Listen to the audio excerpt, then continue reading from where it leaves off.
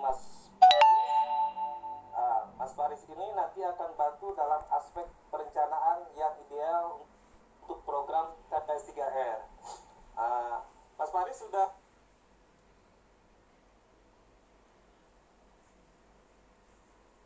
inilah fasilitator senior. Halo, assalamualaikum warahmatullahi wabarakatuh.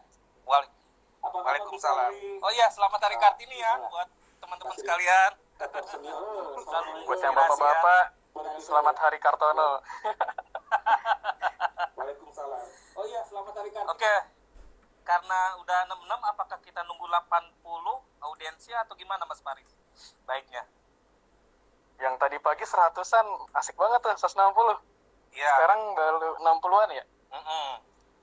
Jadi Mas Faris, ini kan ada 3 kegiatan yang ada 3 kegiatan yang bergabung nih, Riz, sebetulnya. Yang pertama itu teman-teman dari KSPN untuk Borobudur Magelang, kawasan strategis pariwisata nasional. Yang kedua itu teman-teman TPS 3R Citarum nih, Mas Faris. Dan yang terakhir yang ikut gabung adalah teman-teman yang ikut program TPS 3R reguler, Mas Faris. Ya, yang Borobudur menarik lah. Dulu tahun 2016 apa kok nggak salah ya, dari Subdit PPLP juga sempat mengadakan kajian buat KSPN Borobudur. Nah, nanti data sampling timbulan komposisinya bisa juga tuh jadi referensi ya, karena memang mereka sampling Borobudur dan sekitarnya juga tuh. Nanti buat jadi gambaran aja timbulan komposisinya buat perbandingan sama lokasi yang sekarang yang KSPN Borobudur. Mungkin nanti bisa bantu database ya ke teman-teman KSPN ya, Mas Faris, via Instagram mungkin nanti bisa japri ya. Ini udah nambah terus nih, Mas Faris. Mantap. Ini mungkin karena abis ini ya mungkin istirahat makan siang, ada yang udah tepar mungkin ketiduran. Betul. Ya mudah-mudahan tetap nambah terus ya. Amin. Dan tetap jaga diri ya teman-teman ya, di era pandemi ini ya. Gimana Bogor, aman Kang Asep? Alhamdulillah di lock terus nih. Nggak bisa kemana-mana. Di lock sama istri di rumah? Iya. Omang ini aku datang nih, kita gabung Mas Faris. Mantap, udah 90 orang ya. Oke, ada teman-teman Pasprov juga udah mulai gabung. Ada Mas Iqbal dari tim kita juga ikut bergabung. Ada teman-teman konsultan peringkatan juga ikut gabung. Halo semuanya. Selalu semangat ya. Wih, ini banyak TPS 3 yang aku kenal nih dari Bimtek nih. Banyak, Riz. Yang dulu. Ini yang dulu Bimtek di Makassar nih. Wah, baju kebanggaan kita ya. Ingat nggak outbound bareng dulu? Nah, itu jadi berkesan ya. Itu ada Mas Erik Makassar. Wih. Angka 100 kita mulai, Kang Asep. Oh, baik. Satu lagi ya. Mantap, pas 100. Belum, baru 98. Oh, berkurang. Tadi sempat 99, nah ini 99. Wih. Nanti poin-poin yang ditekankan terkait survei timbulan sampah, survei timbulan sampah itu nanti paparin juga terkait ini yang COVID itu, yang opsi ABC, terus yang neraca ya ke teman-teman ya. Berapa mekanisme sebenarnya teman-teman harapannya udah mendownload materi yang di aplikasi e-learning ya, dan itu akan jadi dasar kita juga untuk praktek dan pelaksanaan survei timbulan komposisi sampah di lapangan, dan juga materi RTR RAB. Jadi kalau bisa pelajari juga, nanti kalau memang ada yang pertanyaan, ada yang masih kurang pas, tidak susah dipahami, nah itu bisa nanya ke website e-learningnya langsung. Nah itu ada juga tuh bahan bacaan, Kang Asep mungkin dipin juga tuh Kang Asep ya, bit.ly-nya tuh yang bahan bacaan tadi barusan. Terus juga bisa japri juga nanti WA ke tim advisorinya atau ke Fastprof-nya, nanti ya bisa saling diskusi terus kalau kita. Nanti kita sama-sama belajar bareng selama proses ini. Kalau ada yang perlu ditanyakan jangan sungkan-sungkan untuk bertanya ya. Mungkin agar memudahkan teman-teman, gimana nih alur perencanaan yang baik untuk program TPS 3R ini, gitu Mas Faris. Mungkin bisa langsung mulai karena udah 109. Oke. Sip. Ya, teman-teman yang saya banggakan, pejuang 3R, pejuang persampahan di Indonesia, kita sama-sama ini ya tahu kalau dalam program TPS 3R ini perencanaan itu merupakan salah satu aspek yang utama yang harus kita perhatikan. Nah, salah satu yang menjadi dasar untuk kita perencanaan ini adalah survei timbulan komposisi sampah. Yang itu dalam Juknis sudah dibahas juga bagaimana metodenya, karena kita mengacu ke SNI 3964-1994, yaitu tahun 94 ya. Memang ini udah lama banget SNI-nya dari tahun 94, 25 tahun lah ya, 26 tahun yang lalu. Tapi ini masih metode yang dianggap valid dan bisa dijadikan acuan kalau kita mau ada sebuah studi timbulan komposisi sampah. Nah, teman-teman yang kita dari advisory tahun 2017-2018, kita sempat membedah dokumen yang teman-teman tuangkan dalam RKM. Jadi hasil survei timbulan sampah ini menjadi salah satu desain awal nih, teman-teman ketika membuat RTR, RAB. Nah, ujung pangkalnya itu dari hasil survei timbulan komposisi sampah.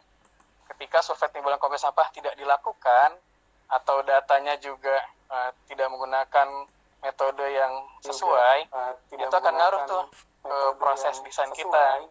Nah, ini saya coba lihat ya di slide. Ini ada yang bagus nih yang sudah dibuat oleh tim materi. Nah, tujuan perhitungan timbulan komposisi sampah ini yang selama ini kita tidak ketahui, ternyata bisa menghitung sebanyak ini nih. Di sebuah perencanaan persampahan bisa sampai ngitung wadahnya seperti apa di sumber, dan wadahnya wadah yang terpilah ya. Itu seperti apa, volumenya, kapasitasnya berapa. Lalu untuk sarana pemilahan sampah itu pakai apa, itu bisa kita juga rencanakan. Lalu sarana pengumpulan sampah, fasilitas pengolahan sampah, sarana pengangkutan sampah, itu semua bisa kita hitung tuh dari hasil survei timbulan komposisi sampah. Jadi penting untuk bisa kita lakukan. Nah, nanti perencanaan selanjutnya terkait tata kelola, sistem itu nanti bisa menyesuaikan dari rembuk warga, dari sistem existing yang sudah berjalan. Tapi kuncinya adalah bagaimana TPS 3R ini bisa seoptimal mungkin mengolah sampah di TPS 3 tersebut. Dan kuncinya adalah kita pernah membandingkan dulu antara yang terpilah di sumber dengan yang dipilahnya di TPS 3R. Itu kalau di TPS 3R milah dan ngolah di sana, paling-paling kita hanya bisa ngolah 30-50%. Jadi performa TPS 3R itu nggak optimal kalau kita milahnya di TPS 3R. Apalagi kalau nggak dipilah ya jadi kumpul angkut buang, jadi TPS biasa. Nah, kalau TPS 3R kita memilah sejak dari sumber, itu pengalaman kita bisa ngolah dari 60-80% sampahnya. Karena dari rumah sudah terpilah dengan baik. Material-material sampah tadi, kita nggak mau sebut sampah ya, karena itu material yang bisa bermanfaat, bahan baku. Nah, bahan baku ini ketika terpilah dari sumber dengan baik, itu banyak yang bisa kita selamatkan, teman-teman. Misalnya, kertas. Kalau kertas kecampur sama organik, udah sulit buat mendaur ulangnya. Pelaku daur ulang juga nggak mau dengan kertas yang udah basah, yang udah nggak bernilai misalnya. Tapi kalau udah terpilah dengan baik di sumber, nah itu kertas itu bisa dengan baik kita manfaatkan untuk selanjutnya untuk ke pelaku daur ulang. Yaitu kurang lebih gambaran umum perencanaan pengolahan sampah. Dengan timbulan komposisi sampah itu, studi ini jadi sebuah dasar awal ya, langkah awal untuk kita merencanakan. Kurang lebih gitu, Kang Asep. Teman-teman, kalau ada yang mau ditanyakan, silakan. Mungkin ini Chris, terkait pandemi COVID-19 ini, kan ada opsi-opsi untuk metode sampling nih. Mungkin bisa dipaparkan sekilas ke teman-teman fasilitator yang opsi ABC itu loh. Sip. Nah, oke, kita langsung lanjut ya. Tadi kita udah mengetahui, paham kalau memang studi timbulan komposisi sampah ini penting, dan mohon juga teman-teman ini dilakukan dengan baik di lapangan, dicatat dan diolah datanya. Jangan kopas dari studi-studi tempat lain. Jangan juga asal angkanya, karena kita bisa lihat nih tren variasinya kalau yang asal tuh gimana.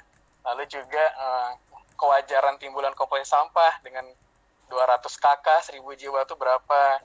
Karena kita udah berapa kali ngelakuin sampling, kita tahu gambaran umum di masyarakat kecil, maksudnya kota kecil, kota sedang, kota besar tuh ada gambaran timbulan komposisi sampahnya.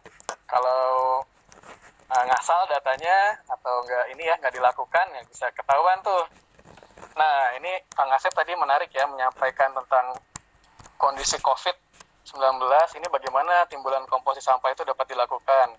Karena kalau di SNI itu kan 8 hari. 8 hari berturut-turut. Nah, kenapa juga 8 hari dari hari Senin ke hari Senin misalnya? Karena biasanya hari Senin, hari pertama kita start sampling tuh suka hasilnya nggak bagus.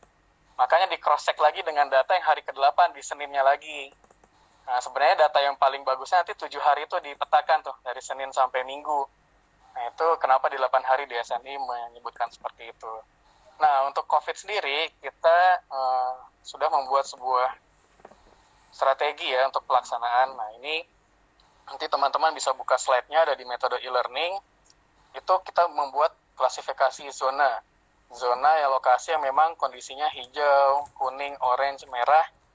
Nah, ini kan ada keterangan juga wilayah yang tanpa kasus sama sekali, wilayah yang sudah ada kasus tapi penularannya komunitas atau belum komunitas, kelompok kecilnya ada pengelompokannya. Nah, ini yang opsi-opsi. Nanti teman-teman bisa lihat di paparan yang sudah bisa diakses di e-learning.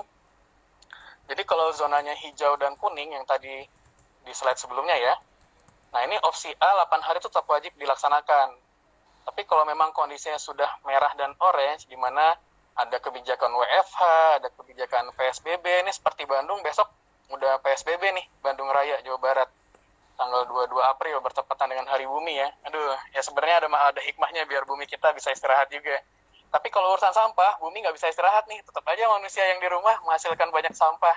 Dan ini yang jadi PR. Dan makanya timbulan komposisi sampah ini tetap dilakukan. Apalagi kalau memang sistem existingnya ada. Kan petugas sampah udah melakukan tuh pengumpulan sampah setiap hari. Nah, di situ kesempatan kita bisa kolaborasi sama petugas sampah, dan yang ini tetap bisa kita lakukan nih, aktivitas sampling timbulan komposisi sampah. Nah, kalau yang opsi B, yang zona merah orange, itu kita pelaksananya selama 3 hari. Jadi ada toleransi nih dari kita. Nah, karena dengan 3 hari itu kita coba lihat, oh ternyata masih memungkinkan nih mendekati dengan yang 8 hari ketika kita lihat potret hasil sampling timbulan komposisi sampah selama ini ya dari RKM teman-teman. Nah, 3 hari ini teman-teman baiknya memilih yang weekday dan weekend. Jadi kalau weekend itu Sabtu Minggu ya. Jadi teman-teman bisa memilih ambil sampahnya hari Minggu atau hari Senin. Karena biasanya yang Minggu diambil itu sampai hari Sabtu, yang hari Minggu tuh diambil Senin pagi gitu kan. Nah, itu harapannya mewakili nih 1 hari di yang weekend, Sabtu Minggu, 2 harinya di weekday, antara Selasa sampai Sabtu berarti pengambilan ininya ya, cuma mewakili hari Senin sampai Jumat. Nah, terus kalau yang opsi C, nah ini baru nih, kita menyesuaikan dengan kondisi pelaksanaan sesuai dengan aparatur kebijakan di setempat ya, dari desa, dari kelurahan. Nah, kalau memang diizinkan pelaksanaannya tuh kita bisa 2 hari minimal. Ini yang paling minimal, 2 hari itu tetap tadi, weekend sama weekday. Sampai yang dari hari Sabtu Minggu, sama yang dari Senin sampai Jumat. 1 hari 1 hari. Nah, tapi kalau tidak diizinkan nih, sama sekali kita melakukan aktivitas. Ini contohnya kemarin di Maluku ya, ada yang pesantren yang ternyata udah tutup dan tidak boleh ada aktivitas lagi nih. Nah, santri-santri sudah dipulangkan. Nah, kita bisa pakai standar timbulan yang memang ada di SNI 1995, itu ada patokannya nih. Kota besar, sedang, kecil, itu ada standarnya per orang per hari. Nah, tapi ini buat skala kota, teman-teman. Kalau yang memang spesifik kayak sekolah, terus juga hotel, kemudian kantor, toko, nah itu nanti ada referensi juga. Nanti kita di Juknis tuh ada timbulannya, gambaran umumnya berapa. Nah, tapi kalau komposisi, itu juga teman-teman nanti bisa lihat ya, ada di materi kita, itu ada bagian lampirannya, Kang Asep ya? Iya, betul. Bagian lampirannya bisa lihat di websitenya KLHK. Tapi di sini, ada nggak Kang Asep? Ini nih, ini dia. Nanti lihat di lampiran 3. Nah, ini nih. Di sini bisa lihat komposisi standar di setiap daerah, kabupaten, kota, itu bagaimana kondisi komposisi yang ini ya, yang standar seperti apa.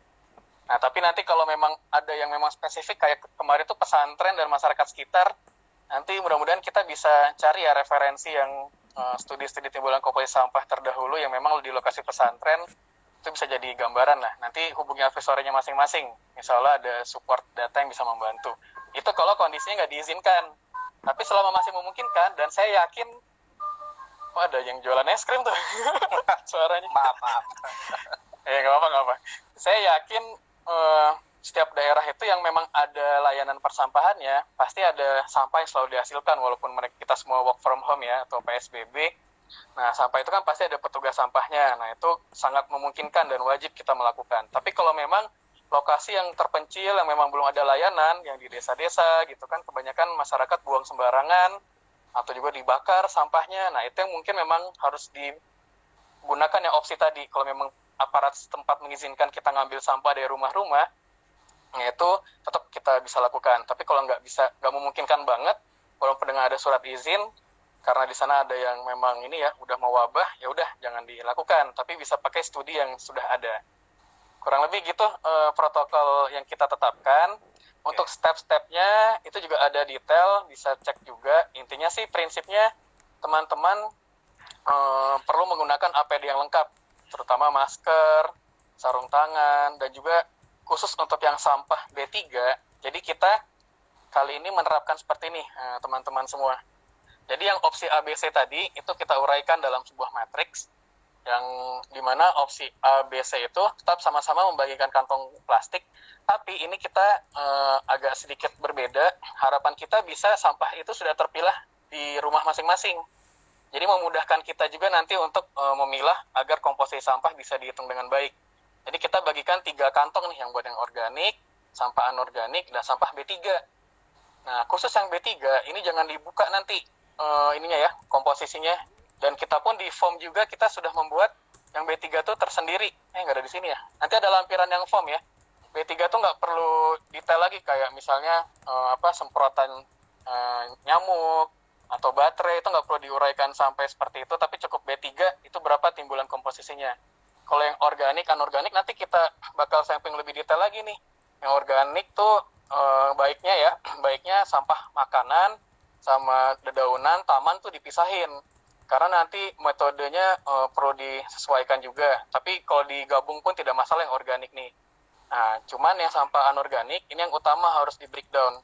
Yang jadi botol plastik, emberan ataupun ya jenis-jenisnya nanti namanya ada juga di form itu ya. Kertas, logam itu semua ada di sini. Kalau organik ini nanti larinya ke pengolahan. Kalau yang memang sampah makanan itu baik tuh pakai biodigester atau pakai BSF. Nah, sementara kalau yang tanaman-tanaman itu bisa pakai windrow. Tapi kalau memang digabung pun nggak masalah. Pakai windrow itu juga bisa ngolah yang sisa makanan dan taman. Nanti itu di teknologi pengolahan ya, di RTR RAB.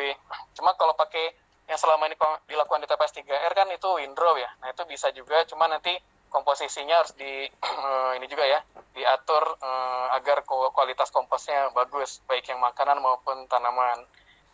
Nah, itu kurang lebih gambaran umum ya, detail metode timbulan komposisi. Nah, ini kalau bisa ada pertanyaan, mangga Kang Asep lanjut. Kayaknya udah mulai pada masuk nih, Riz. Ada yang bertanya nih, kayak Bu Komang nih, Riz. Bu Komang, teman-teman Bali nih. Salam buat Pak Wayan ya. Nah, salam buat beli putu Satria juga. Ya, dia menanyakan jumlah minimal responden survei timbulan dan komposisi sampah sesuai protokol COVID, Riz. Nah, jumlah minimal responden. Jadi kalau untuk jumlah minimal responden, kalau kita pakai metode yang ada di SNI, itu kan dia pakai stratified random sampling. Jadi pengambilan sampel secara acak, tapi dia memang terstratifikasi sesuai kategorinya. Nah, itu kan rumusnya yang di sini ya. Nah. Ya kan, pada ingat kan di Juknis, ini pakai angka ini nih. Nah, sederhananya itu sebenarnya sampelnya dikit sih. Kita tetap masih pakai standar itu. Kalau 200 KK kali 5, 1000 jiwa, pakai metode itu kurang lebih bisa di 10 sampel. Jadi cukup 10 rumah nih. Kan nggak terlalu banyak ya, masih wajar lah. Dan walaupun kondisi COVID juga, memang sampah di rumah-rumah kan diambil. Harapannya ya 10 itu sangat memungkinkan buat di-collect. Nah, 10 itu jadi standar minimal, rekan-rekan. Tapi tadi kalau 200 KK dan 1000 jiwa, nah nanti disesuaikan lagi dengan rumus itu, tergantung jiwanya ya. Jadi nanti misalnya 200 KK tapi cuma 800 jiwa, ya udah pakai angka yang 800, bukan kakaknya. Karena di sini rumusnya memang pakai jiwa. Ya jadi rata-rata sih aku hitung bisa 8 rumah, 10 rumah. Nah, tapi catatannya ini yang selama ini yang perlu diperhatikan itu diambilnya tuh ngacak, nggak pakai persentase dari rumah yang menengah ke atas, rumah yang kelas menengah, rumah menengah ke bawah. Nah, itu yang penting untuk ini juga ya dipilih. Nah, terus yang jarang dilakukan juga sejujurnya ya selama ini oleh teman-teman itu adalah yang non rumah tangga. Padahal itu yang ternyata banyak juga ditemukan TPS 3 yang melayani sekolah, melayani toko, dan ketika itu tidak diprediksikan timbulannya, komposisinya, itu yang bakal bikin TPS 3 membeludak. Berapa kali kita temukan TPS 3 yang ngolah sampah pasar. Nah, tapi di awal itu nggak ada studi timbulan komposisi sampah untuk yang non rumah tangga tersebut. Jadinya TPS 3-nya nggak sanggup nih menampung, karena selama ini kita hanya berpikir sampling itu hanya dilakukan di rumah tangga. Nah, itu yang bikin jadi data kita, perencanaan kita nggak bagus. Jadi teman-teman, yang perlu dipahami adalah angka ini, rumus ini, itu kalau rumah tangga itu pakai khusus rumah tangga. Tapi pas nanti kita mau menghitung untuk yang jumlah toko, jumlah kantor, kita masukkan kembali ke rumus ini. Nanti ketahuan ininya berapa, misalnya toko dari 10 cukup 2 gitu. Nah, atau simpelnya kalau memang jumlahnya nggak terlalu ini, kita bisa pakai pendekatan yang 10% dari populasi. Itu udah cukup valid. Jadi misalnya ada 10, nah itu cukup 1 tuh, itu udah menggambarkan tuh kondisinya. Misalnya ada 10 kantor desa, kantor RT, kantornya camat misalnya ya. Nah, itu 10%-nya berapa ya? 1, oke, kita cukup 1 sampel gitu. Itu kurang lebih inilah yang teman-teman perlu bisa ini juga ya, hitung kebutuhan timbulan komposisi sampahnya. Kurang lebih gitu untuk sampling, jadi tetap sama. Ini yang menarik nih, berdasarkan sampling nih, Bu Restu dari Bali nih menanyakan, kira-kira paling data surveinya untuk bisa dipakai buat seterusnya ya, mengingat sampah semakin banyak di musim COVID, karena semua diam di rumah dan makin konsumtif, Riz. Valid nggak? Valid sih, karena dasarnya kita udah pakai SNI ini, yaitu valid. Cuma memang akan banyak ini juga ya, perlu cross check juga, karena kadang hasil studi timbulan komposisi itu kan potret pada kondisi di minggu itu. Sebenarnya banyak variasi. Nanti ketika ada musim hajatan, lalu juga lebaran misalnya, kan nanti banyak keluarga kalau zaman ini ya, kalau udah kondisi normal, atau dalam sebulan aja kira-kira pasti ada variasi tuh. Pas musim gajian akhir bulan, wah orang belanja banyak gitu kan, tiba-tiba data sampling kita ini naik gitu, atau mendekati pertengahan akhir bulan, kantong kita lagi kering gitu kan, ya udah konsumsi kita sedikit gitu, masak di rumah, belanja jarang gitu kan, jadi berpengaruh ke hasil timbulan komposisi. Nah, jadi memang yang perlu di cross check adalah kita perlu menanyakan ke petugas. Jadi makanya kita juga menyediakan form kuesioner nih. Teman-teman lihat nanti juga ada form kuesioner. Di situ pun bisa jadi cross check kita ya terhadap kondisi existing. Bagaimana kondisi realnya sih setiap hari itu berapa gerobak yang masuk gitu. Nah, ini teman-teman bisa lihat di kuesioner. Nanti ini buat jadi cross check nih. Bagaimana kondisi persampahannya, apa yang dilakukan gitu. Perkiraannya berapa persen. Nah, itu jadi pendekatan tuh untuk kita bisa ini ya, kalau memang hasil studi kita, sampling kita nggak mewakili untuk rata-rata kondisi, ya itu bisa jadi faktor cross check. Tapi data tadi udah cukup valid untuk jadi ini ya, syarat kita membuat sebuah RTR, rencana teknik rinci atau DED. Nah, nanti tinggal disesuaikan dengan pengalaman di lapangan existingnya. Kurang lebih seperti itu. Bau kalau sampah basahnya dicampur di tempat composting terbuka. Nah, ya itu dia.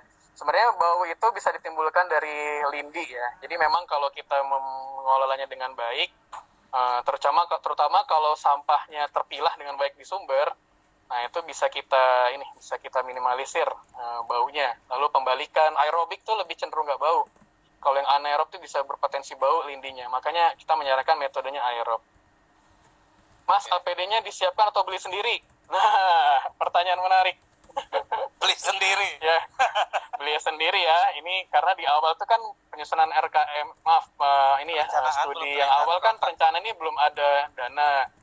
Ya mungkin strateginya teman-teman paham lah di lapangan nanti mana yang terbaik seperti apa. Ya memang kalau memang ada support dari desa itu lebih baik lagi. Maka ini peran aktif pemberdayaan tuh perlu nih buat kita ngajak, karena memang ini kebutuhannya masyarakat loh, dan salah satunya di tahap awal tuh perlu ada pelibatan aktif, perlu ada swadaya. Nah itulah kunci kita pemberdayaan di awal, karena dana tuh baru ada pas nanti tahap pencairan udah ada ikatan kontrak ya. Ini yang menarik lagi nih, yang mungkin tadi belum clear pas saat pemetaan RIS. Dia menanyakan Bu Fitri nih, halo Bu Fitri, dia menanyakan bahwa jika ada pesantren atau sekolah yang ingin ikut bergabung, bagaimana cara kita menghitung SR-nya, Pak? Nah, cara menghitung SR ini kan SR, bukan ya? Sanimas. Mungkin bukan ya, ini penerima manfaat. Ya, jiwa atau kakak. Betul. Nah, lihat di ini ya, di bagian ini contoh nih. Jadi kita tuh punya standar sendiri. Kalau buat kayak pesantren sekolah itu kan per murid per hari. Jadi angkanya murid itu siswa. Lalu di sini nggak ada hotel ya. Kalau hotel tuh hitungannya bed atau kasur atau ranjangnya berapa gitu. Nah kalau toko di sini nggak pasar. Nah itu meter persegi perluasan. Kalau toko itu per pegawainya, kantor per pegawai. Nah itu ada standar-standar satuan sendiri. Nanti ada lagi juga dari buku-buku referensi persampahan untuk yang kayak mall gitu, misalnya nggak ada ya, tapi nggak ada sih mall ya.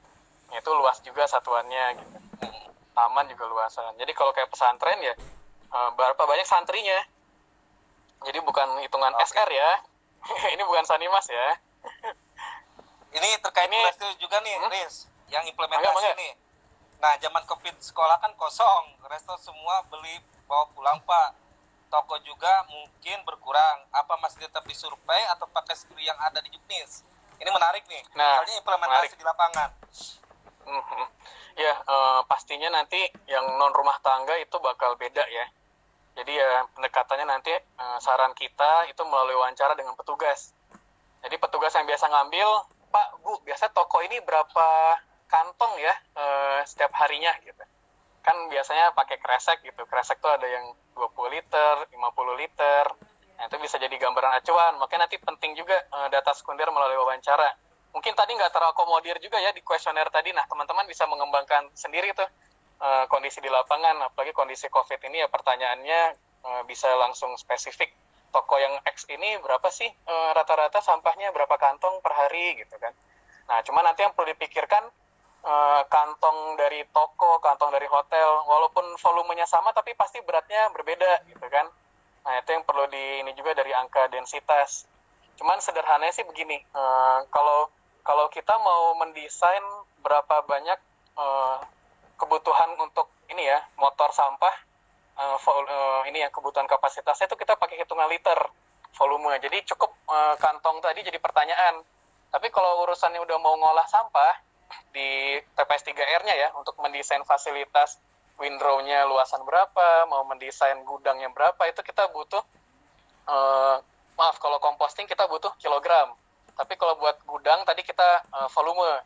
Jadi kita perlu menyesuaikan nih menggunakan volume atau menggunakan massa. Nah, kalau yang massa tadi digunakan untuk fasilitas pengolahan, tapi kalau volume timbulan yang dalam bentuk volume, nah ini makanya selalu disediakan ada volume, ada berat ya. Jadi kalau volume itu buat ngitung kebutuhan wadah sampah, ngitung kebutuhan truk ataupun motor pengumpul atau truk pengangkut. Tapi kalau buat ini kita bisa menggunakan data ini untuk mendesain area pengomposan atau juga potensi pengolahan ke depan, misalnya kira-kira ngolah anorganik itu bisa berapa kilogram gitu kan, karena satuan yang di rantai daur ulang tuh pakai kilogram ini. Pelaku-pelaku daur ulang nggak pakai volume. Jarang kan yang jual misalnya botol berapa liter atau berapa kubik tapi dalam kilogram, harga-harganya pun kilogram tuh. Nah itu bisa digunakan untuk perencanaan tersebut. Oke. Ini ada pertanyaan lagi Kang Asep, banyak ya? Yang mohon izin Pak, kalau data sampahnya sudah di kalau data sampahnya sudah di Pemda 1/4, berarti nggak perlu melakukan hitungan sampling sampah ya?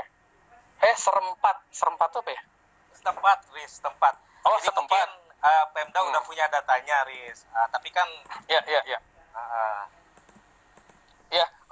coba pelajari dulu datanya itu data skala kota kabupaten atau skala di tempat tersebut spesifik, dan apakah data tersebut update. Nah, coba di situ didiskusikan kalau memang jadi sesuai SOP kita tadi, kalau memang di sana daerahnya udah pandemi, itu kita bisa gunakan tuh datanya. Tapi kalau kondisi nggak pandemi dan apalagi diperparah datanya yang nggak update dan nggak representatif, itu kita wajib melakukan sampling. Nah, kecuali memang agak untuk jaga-jaga kondisi COVID, dia masuk kategori opsi yang apa tadi, B atau C ya. Nah, itu kita mungkin harus jadi pertimbangan. Cuma nanti semuanya perlu didiskusikan, kalau memang tidak dilakukan itu ada suratnya, karena itu nanti kan nggak sesuai juknis berarti kan. Intinya kalau memang opsi C tadi yang tidak dilakukan karena kondisinya udah pandemi, yaitu kita bisa bersurat, kasih keterangan kenapa tidak lakukan sampling, terus solusinya gimana, pakai data dari Pemda misalnya. Oke. Itu Bapak Ibu. Yang menarik juga aku nih. Minum dulu ya. Satu-satu ya, saya reviewnya. Yuk. Saya jadi moderatornya aja. Ada dari Pak Dewa dulu, nanti berikutnya Mas Septa ya. Wah, Mas Septa nih lo, udah pengalaman nih berdua. Nah, yang menarik ini Mas Dewa nih, perlu teman-teman TFL yang baru ketahui nih. Nanya Mas Paris, jika kita punya kondisi lahan 200 meter persegi, tetapi rencana jumlah layanan 500 KK, sehingga terjadi ketidakseimbangan antara luas lahan yang tersedia dengan kemungkinan jumlah timbulan sampah. Nah, bagaimana strateginya? Ini kan udah menarik nih, 500 KK untuk keberlanjutannya kan saya rasa agak sedikit aman ya, karena kan hitungan ideal minimal itu 400 KK ya. Ini menarik nih pertanyaan Mas Dewa juga nih. Nanti Mas Septa menyusul ya habis ini ya, dijawab Mas Paris. Ayo, silakan lanjut Mas Paris. Ya, Mas Dewa, Beli Dewa, ya terima kasih atas pertanyaannya. Jadi memang kita nanti kan melihat adanya potensi layanan nih sampai 500 KK, sementara luasannya terbatas, luas area hanya 200 meter persegi gitu kan. Nah, kita juga di Juknis itu sempat membuat hitungan. Jadi dengan 200 KK, 400 KK itu kira-kira butuh luasan berapa nih TPS 3R-nya. Jadi memang yang akan jadi pertimbangan kita ketika menghitung menentukan luas, itu kan nanti pengaruh dari sisi teknologi pengomposannya apa. Nah, jadi ketika kita memilih drum komposter, kita memilih windrow, memilih bata berongga, itu akan berpengaruh ke luasan. Nah, memang kita sempat ngitung-ngitung juga, jadi 400 KK tuh udah kondisi 200 meter persegi itu udah agak berat tuh, udah pas lah gitu kan. Jadi yang 200 KK tuh masih bisa optimal lah, masih bisa dimanfaatkan 400. Lebih ruangannya. Tapi kalau udah 400 KK tuh rata-rata 200 meter persegi udah agak mepet tuh. Nah, makanya perlu di sini engineering, modifikasi. Kalau memang masih bisa dioptimalkan 500 KK, terutama kan nanti ngaruhnya di area pengomposan ya. Nah, itu yang akan berpengaruh terhadap luasan. Jadi, saran saya untuk windrow, itu kita udah pernah studi di Depok. Nah, itu Kang Asep, nuhun ya udah memperlihatkan tabelnya. Ini ada di Juknis juga, ada di lampiran. Kita ngitung ternyata teman-teman windrow itu masih bisa efektif kalau di tingginya sampai 2 meter. Sementara di kriteria desain, itu kan kita membahasnya sampai di 1,8 meter. Nah, itu bisa ditingkatkan tuh sampai 2 meter. Pengalaman di Depok itu ada Pak Isnarto juga ya, jadi advisory juga. Nah, di 2 meter itu ternyata kualitas kompos masih memenuhi SNI, pupuk organik. Nah, jadi kita bisa tuh up ketinggiannya agar luas 200 meter persegi itu bisa optimal hingga 500 KK. Coba Kang Asep lihat di situ yang berapa di paling kiri Kang Asep, ada 400 KK kan? Ada. 400 KK, coba 600 KK di 600 KK kalau pakai windrow masih bisa di 204 ya. Masih aman, Riz. Ya, jadi masih aman. Jadi luas windrow-nya 100 meter persegi. Nah, tapi memang harus ditingkatkan tuh ketinggian windrow-nya. Teman-teman coba di 2 meter. Maksimum jangan lebih dari 2,5 meter ya. Itu udah tinggi banget. Itu takutnya anaerob. Jadi kita coba di 2 meter. Nah, selama ini kan yang didesain teman-teman windrow-nya itu di 1,5, 1,7. Nah, coba lihat DP WA saya kalau ada yang punya WA saya. Nah, itu yang di Depok tuh. Jadi itu sampai 2 meter tapi kualitas aerobnya masih bagus. Terus nih, oke mungkin udah agak sedikit clear ya yang Pak Dewa. Yang Mas Septa nih menarik nih, dia kan bicara nanti keberlanjutan ke depannya. Nah, pertanyaan Mas Septa ini, bagaimana cara menghubungkan output data uji timbulan sampah dengan penyusunan ROP dan pengembangan rencana bisnis dengan model BMC ya. untuk keberlanjutan program Yap. TPS 3R. Nah, mohon pencerahannya Riz nih terkait ini nih. Ini menarik banget nih. Jadi teman-teman harus bisa mengetahui juga nih. Mungkin asumsinya dari neraca itu loh, Riz. Tuh, Kang Asep bisa tampilin neraca sampah nggak? Sebentar, Lagi depan... saya coba depan laptop juga. Saya sambil bantu jawab ya. Yang kemarin Kang Asep neraca yang dibikin. Ya, jadi teman-teman, ini makasih Mas Sefta. Ini pertanyaan yang sebenarnya Mas Sefta saya yakin udah paham, tapi ini mengarahkan agar kita bisa lebih tahu ya, ternyata hasil studi timbulan komposisi ini sangat bermanfaat banget kalau kita bisa membuat bisnis plan. Jadi hubungannya ke ROP itu jelas banget. Ketika kita tahu nih potensi sampah yang bisa diolah, sampah yang bisa dimanfaatkan untuk ke ini ya, bisnis ya, ke pelaku daur ulang. Nah, itu Kang Asep ngeliat tuh di slide di atas kan. Jadi kita bisa tahu nih berapa potensi sampah yang bisa jadi produk. Geser ke kanan, Kang. Kanan lagi yang bagian produknya. Nah, itu kita bisa tahu, tapi agak pecah-pecah ya. Nanti lihat di materi deh. Nah, ini kita bisa tahu nih berapa banyak. Ya? Nah, ini kurang lebih misalnya 200 KK tadi dalam sehari itu kita bisa menghasilkan 300 kg nih sampah yang berpotensi yang daur ulang. Lalu juga yang organiknya bisa 480 kg misalnya. Nah, ini jadi hasil dari studi timbulan komposisi sampah bisa kita olah dan kita bisa kembangkan di bisnis plan. Dalam artian kita ini ya bisa tahu potensi sampah yang nanti bisa dimanfaatkan jadi produk yang akan bermanfaat untuk tambahan income si TPS 3R. Nah, tapi sekali lagi yang mau kita tekankan di sini adalah sebenarnya kalau berbisnis sampah itu akan ada potensi banyak resiko ketika misalnya contoh kemarin ya dari Cina men-stop impor plastiknya dari Indonesia. Nah, itu berpengaruh tuh ternyata ke pelaku-pelaku usaha asosiasi plastik di Indonesia tuh kerasa tuh fluktuasi harga. Nah, jadi yang mau kita tekankan nanti dalam membuat ROP, hidup utamanya TPS 3R buat kebutuhan-kebutuhan utama itu dari iuran. Jadi iuran itu perlu nanti dirembukan dan dasar perhitungannya jelas untuk membiayai kebutuhan-kebutuhan utama.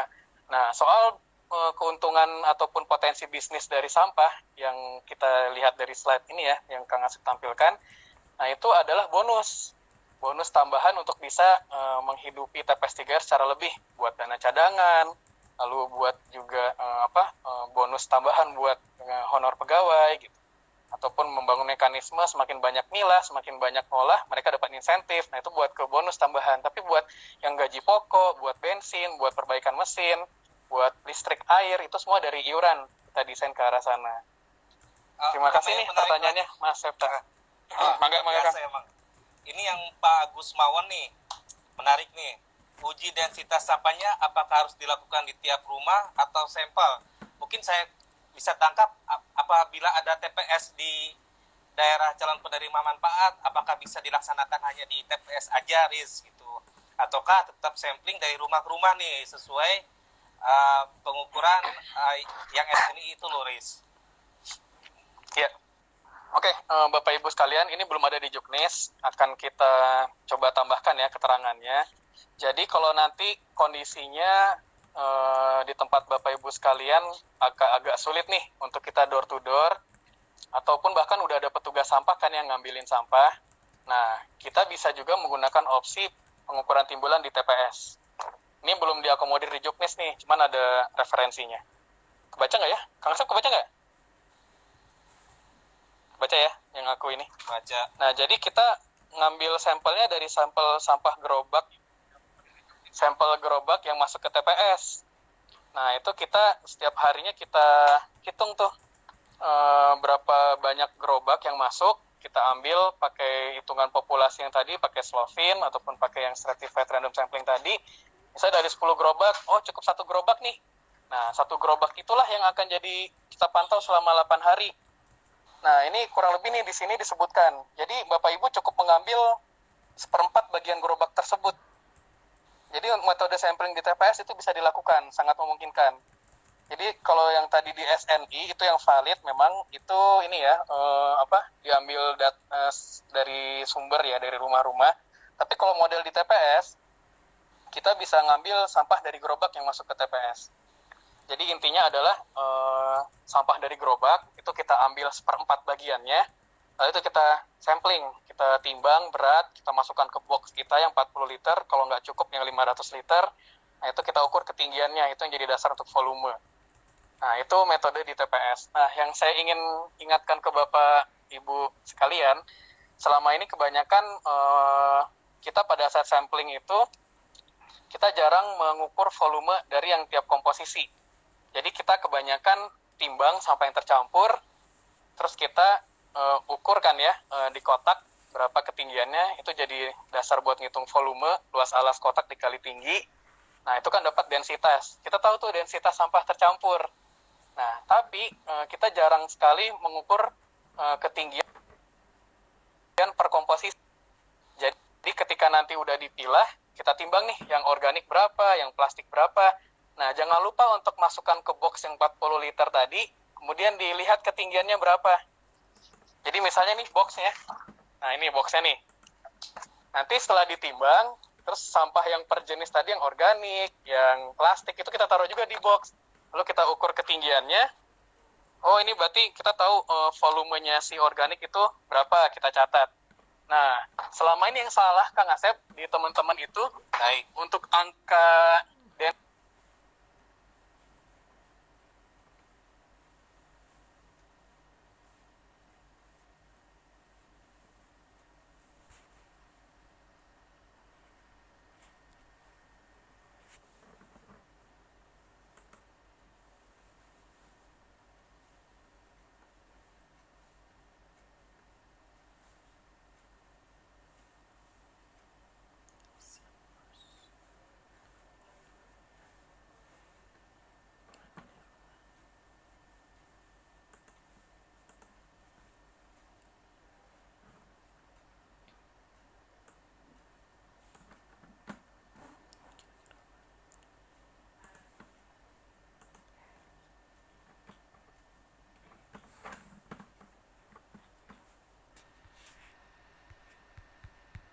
densitas yang sampah untuk ini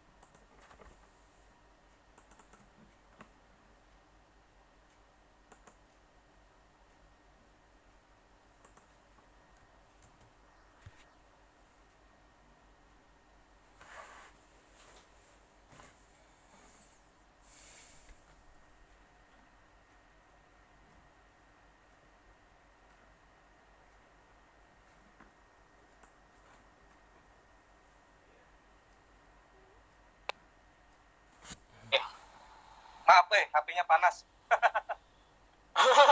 mangga. Ya. Ini aku lanjut ya. Siap. Kang Don, datanya skala desa, lokasi rencana penguatan PS3R, dan data sampahnya sampai tahun 2. Nah, ini aku kurang paham nih, Kang Don.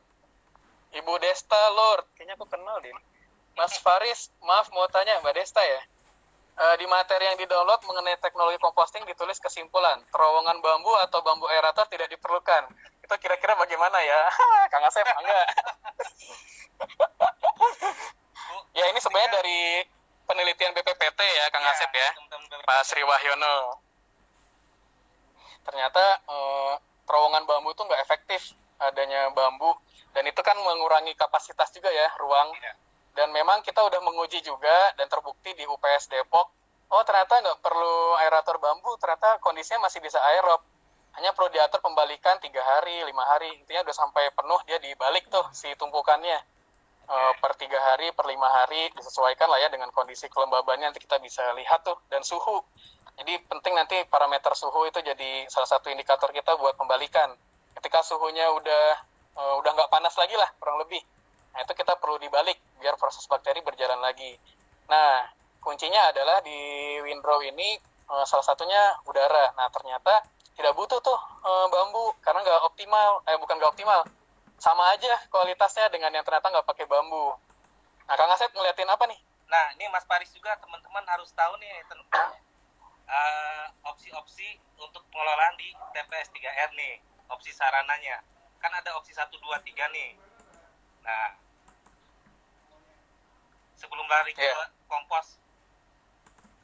Basicnya Riz. Nah, jadi banyak opsi ya intinya ya. Bagaimana opsi satu itu kalau Kang Sep lihatin di sini itu butuh pencacah sampah organik, lalu juga metode pengolahannya bisa aerator bambu, bisa takakura bersusun, bata berongga, dam komposter, biodigester. Nah, ini banyak opsi.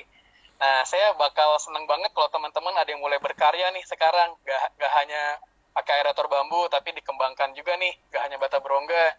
Sekarang bisa pakai biodigester, bisa pakai BSF, Black Soldier Flies ya, yang lalat tentara hitam. Dan sekarang lagi potensi banget bisnis jual ini ya, BSF. Tapi memang perlu ini ya, kualitas yang baik, pasar yang baik, itu yang perlu dipertimbangkan. Ya minimal banget memang aerator bambu. Cuman ya tadi Kang Asep, aku sih harapannya sebenarnya di literatur masih membunyikan bambu itu jadi salah satu sarana untuk mendistribusi oksigen dengan baik. Nah, tapi ternyata ada penelitian juga dari BPPT sudah terbukti ya, dan di Depok pun sudah terimplementasikan. Gak pakai aerator bambu pun tetap bisa memenuhi SNI pupuk organik, Kang Asep. Jadi ini mungkin yang perlu kita sebutkan juga ke depan ini ya, opsi yang tidak menggunakan bambu. Khawatir teman-teman ini juga bingung nanti. Jangan sampai saya sih sebetulnya untuk program 3R terkait composting, saya menuntut kreativitas teman-teman. Selain takakura, aerator bambu, ternyata kan ada metode lain kayak bukasi, Riz, terus kayak drum composter, masih banyak loh untuk ini. Nah, yang saya pengen tekankan, Riz, tentang opsi-opsi ini nih. Opsi pertama kan clear nih, bisa dilaksanakan oleh teman-teman.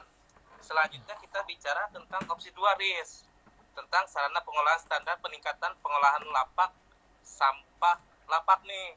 Karena menarik nih ketika teman-teman milih opsi 2, ternyata wah ada mesin press plastik. Nah, kita juga kan menjaga biar barang tersebut nggak idle ya. Idealnya seperti apa? Kalau teman-teman bisa pilih opsi 2 nih, terutama mesin press plastik, Riz. Terima kasih. Ya itu Kang Asep, jadi itu sebuah grade ya, tingkatan. Nah, selama ini kan kita hanya fokus ngolah organik, nah kita nggak mengoptimalkan potensi yang anorganik daur ulang nih. Nah, ternyata itu bisa salah satunya dengan mesin cacah plastik, mesin press plastik atau kardus. Nah, itu bisa jadi salah satu opsi yang teman-teman gunakan. Karena sekarang anggarannya berapa Kang Asep? 600 ya? Hampir untuk pagunya ya? program 600 juta pagunya, Om. Iya, TPS 3R Citarum, reguler wilayah barat, reguler wilayah timur, itu semua di 600 juta. Dan kita ingin mengoptimalkan, tujuannya apa? Ada peningkatan pagu ini ya, selain menyesuaikan dengan kondisi ini ya, di variasi harga di berbagai daerah, kita juga ingin banget nih sampah di TPS 3R itu terkelola seoptimal mungkin. Karena sekarang seperti bahasan tadi pagi, indikator utama keberhasilan, kalau teman-teman lihat keberfungsiannya, tapi yang utama dari semua itu adalah berapa banyak sih TPS 3R bisa ngolah sampah, itu kuncinya. Jadi kalau memang kelembagaannya bagus, iurannya bagus, tapi ngolah sampah cuma 20%, ya nggak optimal keberfungsiannya. Jadi yang akan jadi salah satu fastabikul khairatnya berlomba-lomba yang TPS 3R ke depan adalah bagaimana berapa banyak sampah yang bisa diolah. Jadi kita jadikan itu indikator utama dengan bobot yang lebih besar nih ke depannya. Kalau memang dia bisa ngolah 50%, wah itu alhamdulillah luar biasa. Kalau ngolahnya 80%, wah itu lebih oke lagi. Oke. Baik. Ini ada yang bagus tadi Kang Asep. Riz, tadi ada pertanyaan yang bagus. Penekanan dulu, tapi ya. Untuk waste to energy nih, yang tentang teknologi thermal itu masih agak susah ya untuk bisa difasilitasi ya. Kenapa Kang Asep? Kurang jelas? Untuk yang pemanfaatan teknologi terutama thermal. Nah, tekanannya harus mendapat persetujuan Direktorat PLP.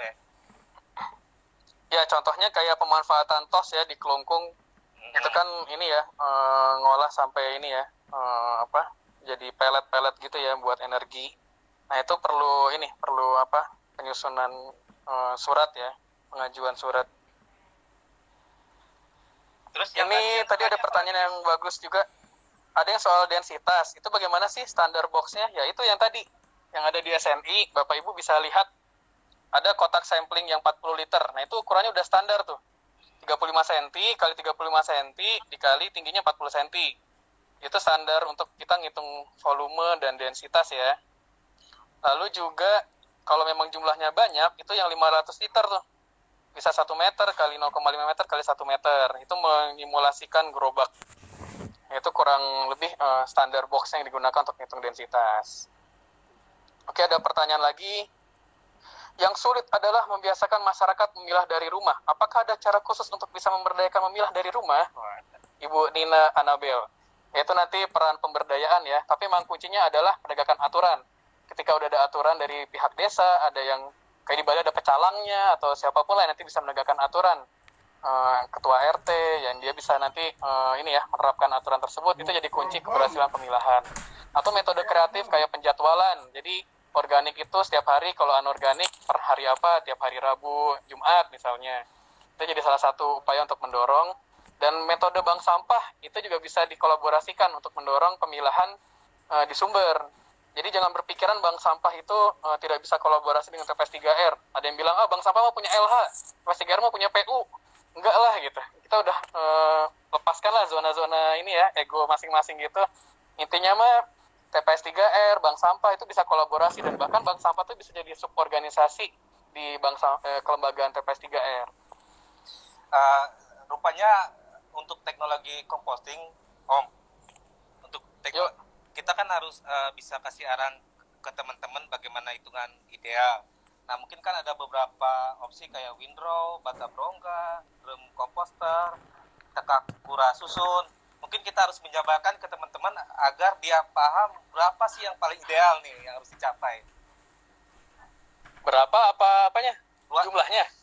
Luasannya, iya, plus jumlahnya, Om. Oh, ya itu ada di kalkulator untuk ngitung luas. Nah, cuma Kang Asep, ini ke atas ya. Kuncinya di sini nih teman-teman.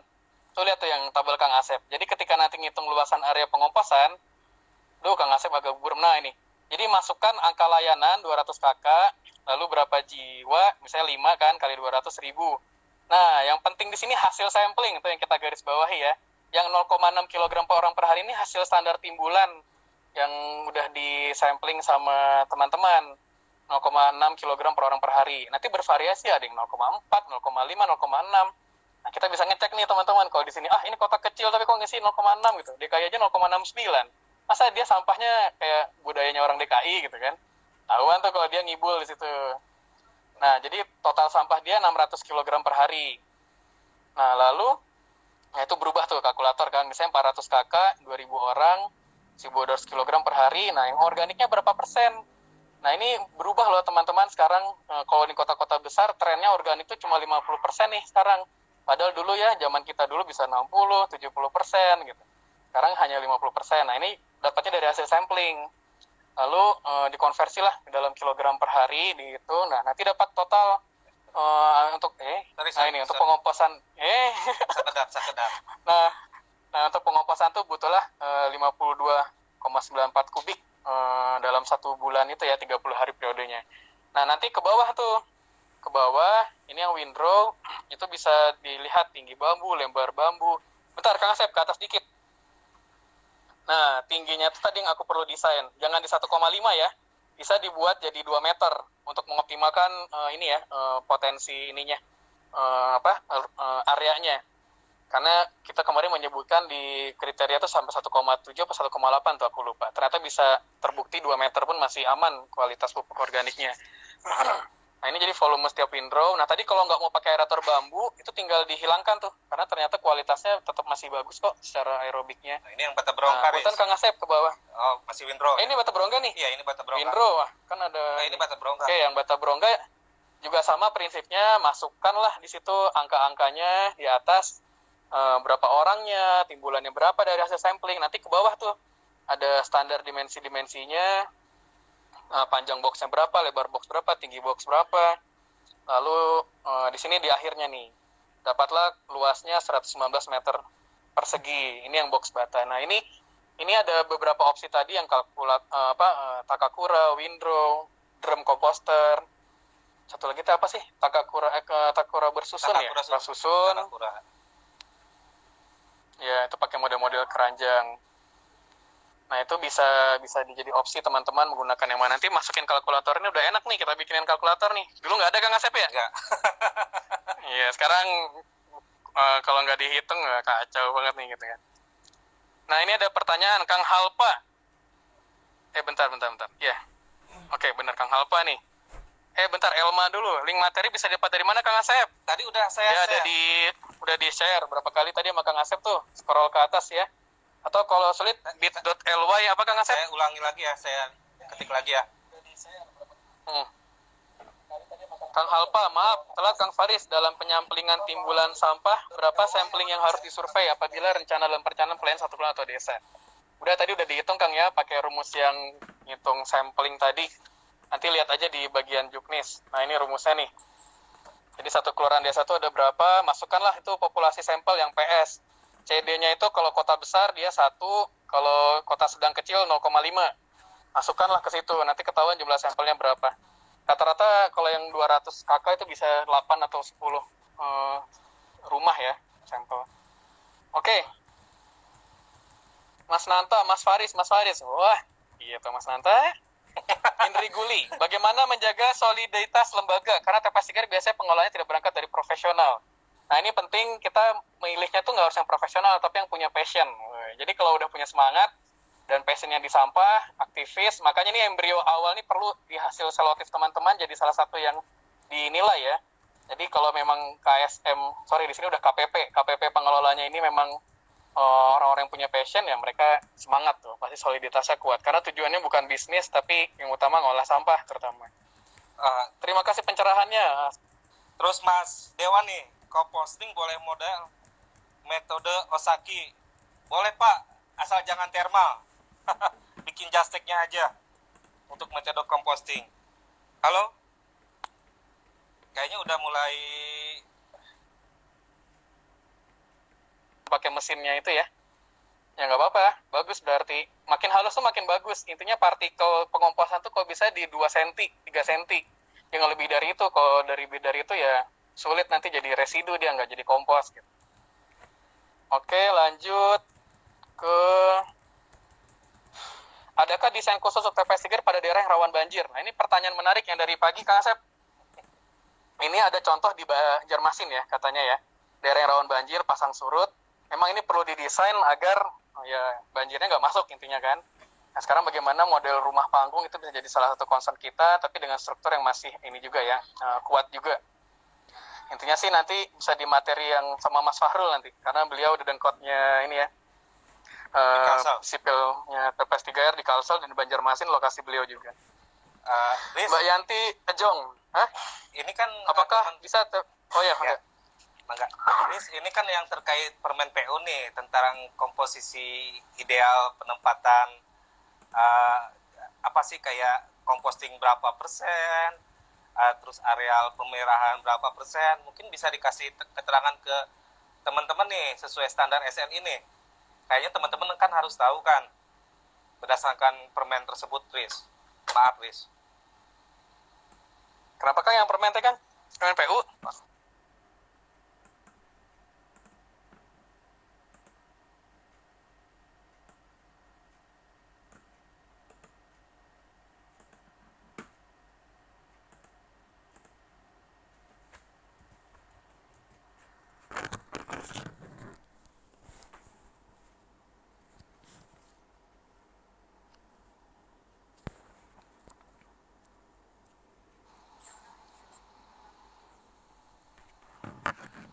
Sambil nunggu. Sorry Riz, keputus. Gak apa-apa. Gokil. Gratisan sih akunnya, enggak ya? Enggak lah. Oh enggak ya, kalau ini ya. Iya. Nggak bisa ya. Ya emang kebijakan Instagramnya nih, aduh Instagram nih nggak kooperatif nih. Ya, tadi ada yang, pertanyaan-pertanyaan ke skip dong ya. Cuma tadi ini ada apa? Ada yang menanyakan dulu Pak. Udah lanjut yang Kang Asep dulu deh, yang hitungan luasan ya. Jadi di permen PU itu kan ada tuh luas dari ini ya standar TPS 3R. Ya itu sebenarnya bisa jadi gambaran referensi teman-teman. Halo Mas Farid, bisa jadi gambaran referensi teman-teman. Tapi yang utama memang ini ya, teman-teman, dari hasil sampling timbulan komposisi sampah. Karena itu kan yang di Permen PU itu kan mungkin ini ya, belum mewakili kondisi di teman-teman nih, Lapangan. lokasi teman-teman. Ada aja nanti teman-teman yang pengomposannya nggak butuh sebesar sampai 50% atau bahkan perlu lebih. Nah itu makanya perlu di Juknis itu kita sebutkan memang tetap perlu survei timbulan komposisi sampah untuk jadi dasar ini ya, dasar rencana desain kita. Nah, kalau PU yang Permen PU itu buat gambaran aja teman-teman, ternyata bisa sampai ngitung luas seperti itu loh dengan data timbulan komposisi sampah gitu. Mungkin mulai ada yang tanya lagi, Riz? Belum ya kayaknya. Kalau di sini masih join dan semangat, lanjut lagi, Bang. Elma nih, wih, seru Lanjut, banget. Riz, sampai malam. Nah, Mas Faru jam berapa? Mas Farul kayaknya nggak bisa diwakilin Mas Faris ya tentang sipilnya ya. Oh, alah, ya wes. Ya, lanjut Riz. Nanti untuk lebih detailnya nanti kita bisa ini ya, teman-teman sama advisory langsung masing-masing buat ininya ya, lebih spesifiknya. Nah, ya ini ya mangga Kang Sep. Contoh desain TPS 3R nih yang sesuai Permen PU nih, idealnya berapa. Mungkin bisa kasih gambaran ke teman-teman Riz agar mereka paham. Meskipun kita dasarnya ke survei timbulan dan komposisi sampah, Riz. Ya. Ya, jadi ini kita coba gambaran umum ya, ketika organiknya itu 50%, komposisinya dan luas areanya pun ternyata kebutuhannya sampai 50% dari total ruangan yang ada di hanggar. Nah, ini teman-teman bisa sampai mendesain seperti ini nanti di rencana teknik rincinya atau di DED-nya. Nah, itu area pengomposan itu bisa sampai 100 meter persegi.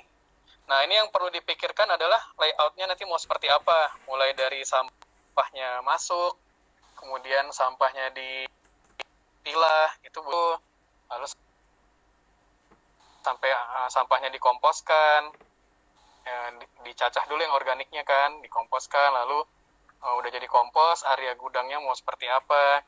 Nah, itu ini bisa jadi gambaran teman-teman nih untuk nanti mendesain. Nah, itu kelihatan kan luasan gudang 20 meter persegi. Lalu ada area untuk pencacah plastik, lalu area untuk pemilahan sampah, tempat barang lapak, area residu. Nah, ini yang perlu dipertimbangkan juga area penumpukan residu, karena selama ini area penumpukan residu tuh ditaruh di luar, yang berpotensi nanti kontainernya tuh sampai kontainer ya, itu kena hujan gitu kan. Jadi nggak dipertimbangkan dengan baik. Nah, kalau di sini kita coba bagaimana residu juga bisa masuk tuh di area hanggar. Itu mengapa kita perlu mendesain dengan baik. Jadi residu pun perlu teman-teman hitung, kira-kira residunya berapa banyak sih yang perlu diangkut sama Pemda. Nah, nanti Pemda itu menjadwalkan kan secara berkala dia ngangkut residunya berapa kali. Itu berdasarkan hitungan kubikasi.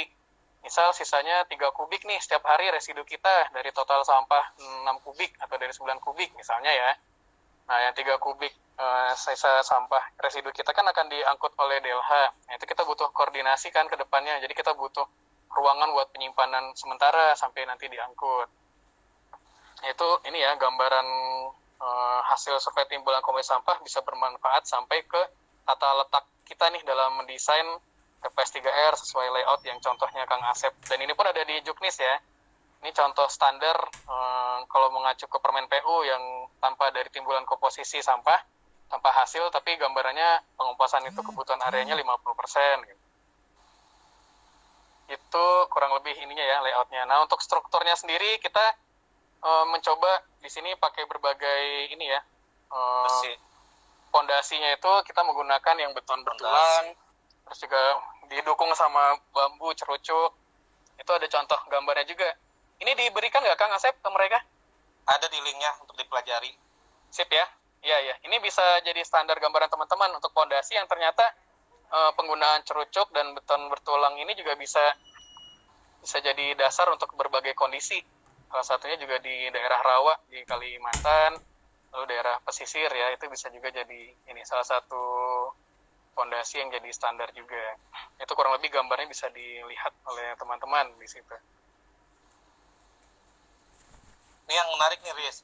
Jarak ideal TPS 3R dengan permukiman warga. Sesuai PU itu maksimal 1 km. yang ideal itu sedekat mungkin sih Pak, gitu. Karena kalau pengelolaannya baik, TPS 3R itu nggak akan bau. Itu lebih enak controllingnya Pak. Terus beban operasional buat angkut kendaraannya juga lebih murah ya. Nggak, kalau rata-rata kan mohon maaf ya, kelemahan di beberapa program TPS 3R ini jaraknya jauh loh dari pemukiman, padahal itu kan kurang ideal. Gitu sih. Ya itu perlu diperkirakan juga soal lokasi. Lalu ini terkait juga ke rencana teknik ya, teman-teman. Coba Kang Asep, kita lihat atap ini ya, bagian atap nih teman-teman. Ya, nah ini mau kita dorong. Ya, boleh saya alternatif 1 atau 2 bebas nih. Nah, terkait atap nih teman-teman, mohon diperhatikan tuh, ada siklus udara ya, ventilasi. Kita mempertimbangkan juga ada aliran udara di dalam TPS 3R, jadi baunya tuh bisa terkelola dengan baik, bisa sampai ke luar. Ini kalau model yang memang ini ya, atapnya seperti ini, tapi bisa menyesuaikan dengan kondisi masing-masing. Lalu juga kita berharap nih, kita kan sekarang lagi kencang-kencangnya nih isu konservasi air gitu kan, untuk menjaga air. Nah, sekarang banjir juga terjadi di mana-mana. Nah, harapan kita TPS 3R pun bisa ada kreativitas juga nih. Jadi model atapnya itu yang di Kang Asep itu ada model talang yang memang air itu bisa ketangkap semua. Jadi area yang udah jadi area perkerasan ini itu bisa menangkap air, kemudian opsinya bisa di sumur resapan atau bisa ditangkap di toren airnya, jadi untuk kebutuhan cuci-cuci gitu. Jadi area yang sekarang digunakan oleh TPS 3R ini lahannya yang awalnya mungkin buat resapan, awalnya juga dia ini ya tidak menyebabkan tidak butuh drainase khusus. Sekarang kan jadi ketutup nih airnya, itu harapan kita bisa ada model talang yang menampung air limpasan hujan tuh bisa masuk lagi, ditabung ke dalam bumi kita, masuk ke ini ya sebagai air tanah, atau juga bisa dimanfaatkan di toren tersendiri gitu. Itu salah satu usulan ya, kreativitas buat ini pengembangan TPS 3R ke depan. Lalu model atapnya sendiri ya kita harapkan teman-teman ini ya, kalau yang memang paling praktis kan ini ya, model IWF atau baja ya, baja ringan. Nah, harapan kita sekarang standarisasi semua pakai itu, karena khawatir kalau pakai kayu walaupun ulin sekalipun ya, itu memang tahan lama, cuman kan sekarang materialnya udah terbatas. Terus kalau kayu-kayu jenis lain takutnya nggak jangka panjang. Jadi kita mendorong standarisasi nih, TPS 3R salah satunya menggunakan baja ringan atapnya.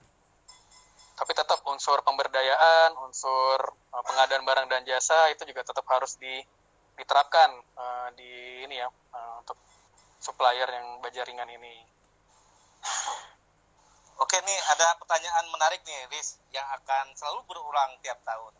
Bagaimana kita meyakinkan masyarakat bahwa sampah itu tidak bau?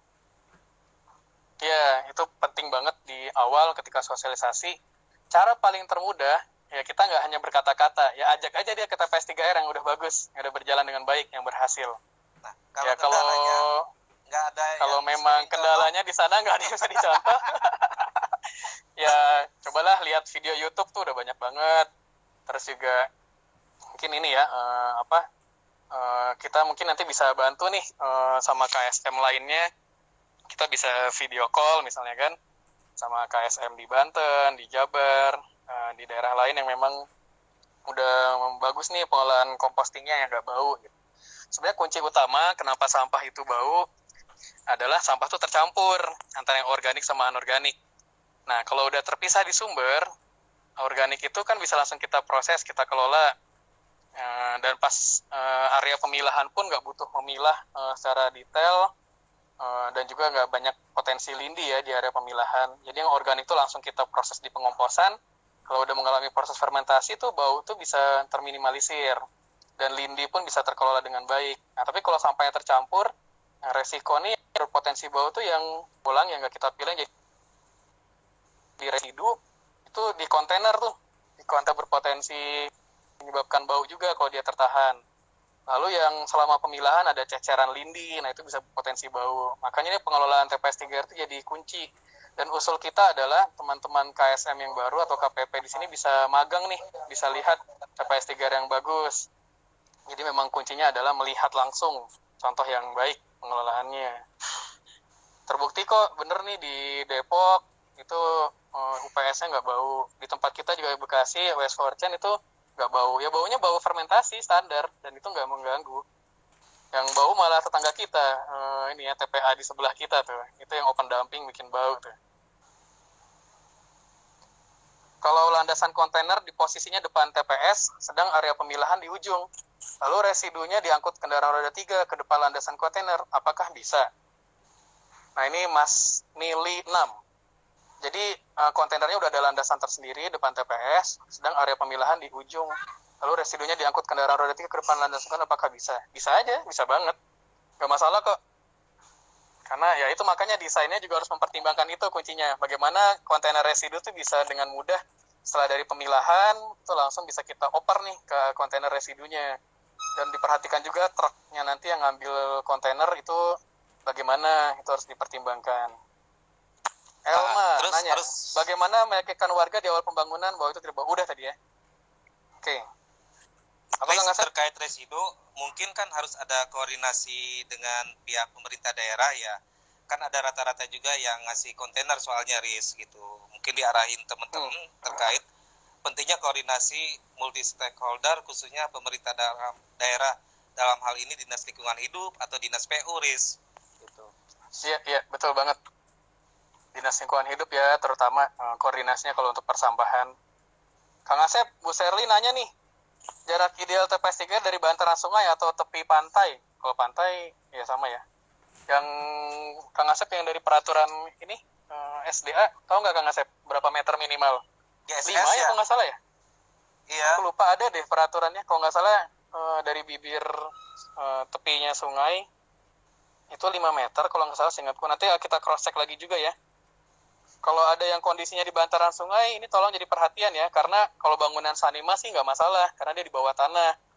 Dan itu pihak BBWS, SDA itu sudah terkonfirmasi diizinkan. Tapi kalau untuk TPS 3R, ini karena bangunan atas, itu nggak boleh tuh kalau di bantaran sungai, tidak sesuai dengan jarak yang mereka sudah tentukan.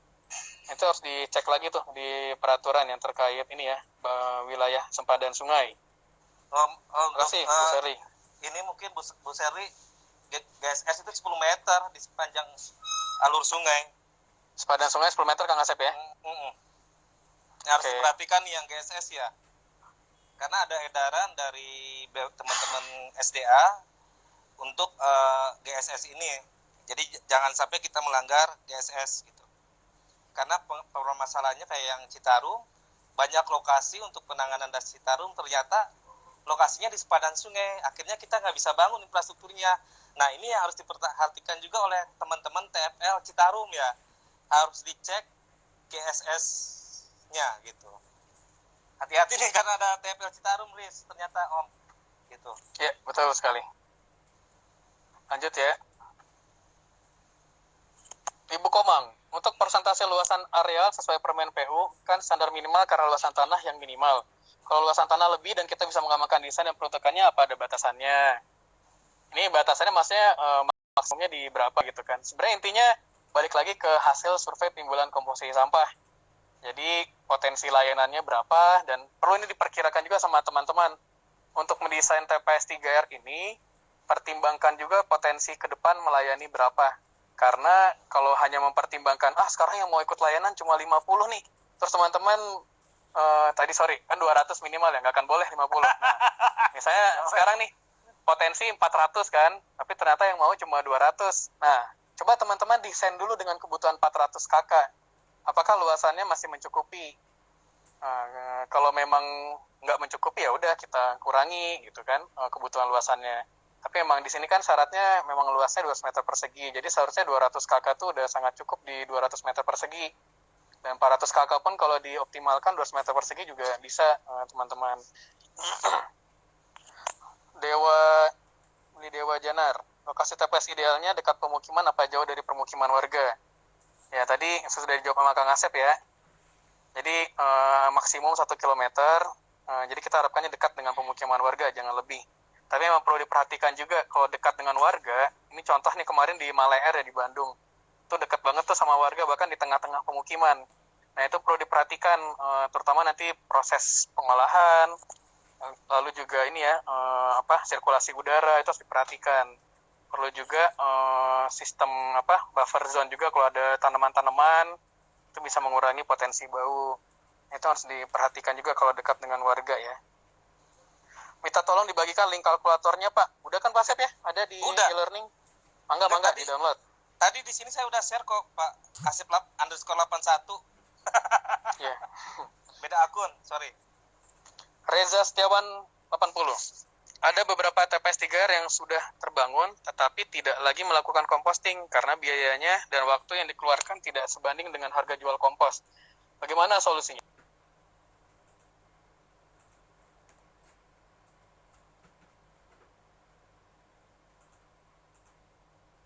Reza Jogja. Nah, lagi-lagi ya, jadi memang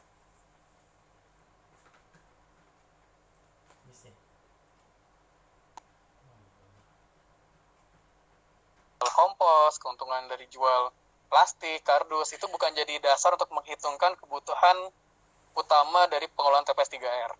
Jadi yang kebutuhan utamanya perlu dipertimbangkan dari iuran masyarakat. Jadi bukan retribusi tapi iuran ya, karena di level masyarakat, dan itu sifatnya kita yang ingin kita bangun adalah gotong royong bersama-sama. Jadi jelas kok KSM ini yang jadi bisnis utamanya adalah layanan jasa. Jadi KSM itu menjual jasa. Nah, jasanya itu jasa layanan dan pengolahan sampah. Jadi wajar ketika mereka menerapkan sebuah angka iuran dan prosesnya melalui rembuk warga. Nah, itu tantangan teman-teman nanti terutama pemberdayaan bagaimana membreakdown sama-sama KSM, KPP. Ini loh kebutuhan TPS 3R yang fardu ain nih, yang pokok-pokok tuh ini nih. Yang buat gaji pokok, bensin motor, solarnya mesin, terus untuk biaya listrik air. Nah, itu dari iuran warga. Kalau yang lain-lainnya nanti dari bonus itu yang penjualan produk tuh bonus ya, bukan jadi yang utama. Terkait GSS tuh ada peraturannya, Pak Hidayat udah nge-share Om. Permen PU PR nomor 28 tahun 2015 tentang penetapan garis sepadan sungai dan garis sepadan danau. Nah, teman-teman lihat regulasi di situ ya terkait GSS untuk lebih detailnya gitu. Sehingga bisa terjawab dengan sendirinya. Ada lagi ya pertanyaan lagi? Dan yang penting nih ya, teman-teman belajar ngompos juga nih. TFL itu mulai dari sekarang saya dorong teman-teman ini jadi contoh nanti di masyarakat. Ketika nanti teman-teman hanya ngomong aja tapi nggak ngolah sampah di rumah, itu bakal beda lah penyampaiannya penerima masyarakat. Jadi teman-teman mulai sekarang kalau mau jadi TFL TPS 3R wajib di rumah memilah dan ngolah sampah. Nah, ini saya sendiri di rumah udah milah dan ngolah tuh. Ini wadah saya buat pemulung tuh, kumpulin khusus. Isinya tuh ada dus, ada botol, koran ya. Itu buat pemulung, walaupun belum detail ya. Nah, yang kompos saya ada di dapur. Nah, nanti teman-teman tahu nih seninya bagaimana mengompos dengan baik. Bagaimana biar minimalisir bau, gitu, minimalisir lalat, itu bisa dilakukan oleh teman-teman. Berapa minimal erlinasi? Berapa minimal untuk pembelanjaan untuk pengadaan barang dan jasa? Apakah harus didukung dokumennya? Ada di Juknis ya, ketentuan Barjas tuh berapa untuk material, berapa untuk upah, berapa untuk yang non fisik, berapa untuk yang operasional. Komposisinya udah didetailkan ya. Udah jelas kok. Lucia Advencia, kalau ada film keberhasilan TPS 3R mungkin bisa di-share untuk media sosialisasi bila untuk studi banding tidak dimungkinkan. Oke, videonya sebenarnya ada di YouTube yang dikeluarkan oleh Satker IBM juga. Itu contoh beberapa TPS 3R yang di Bogor, yang di Bali. Nanti mungkin lebih spesifiknya kita bantu juga ya. Untuk contoh yang bagus-bagusnya kita kumpulkan juga nih. Tapi sementara di YouTube udah banyak kok. Bahkan contoh yang di Makassar itu pesantren loh, Om.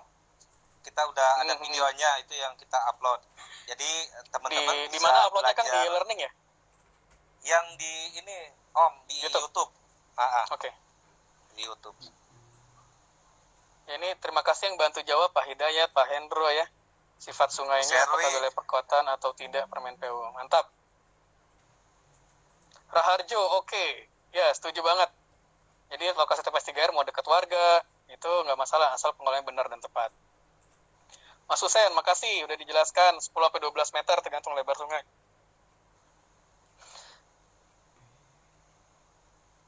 Mbak Mbak Restu, Bude Restu. Untuk lokasi yang pelanggannya di luar rumah tangga, dekat hotel, resto harus detail tuh komposisi sampahnya. Wah, lapaknya membludak. Gudang ukuran standar nggak cukup. Wah, ini bener nih. Banyak banget yang di lapangan. Ya selain masalah tadi ya, yang untuk pengomposan, ternyata yang buat anorganik pun itu banyak yang nggak cukup. Banyak yang membludak. Makanya itu berarti nggak melakukan sampling timbulan komposisi sampah dengan baik. Lalu desainnya tidak mengacu ke situ. Biasa desainnya copy paste, tipikal gitu kan dari tempat lain, tapi nggak ada dasar ngitung luasnya, gudangnya berapa ya.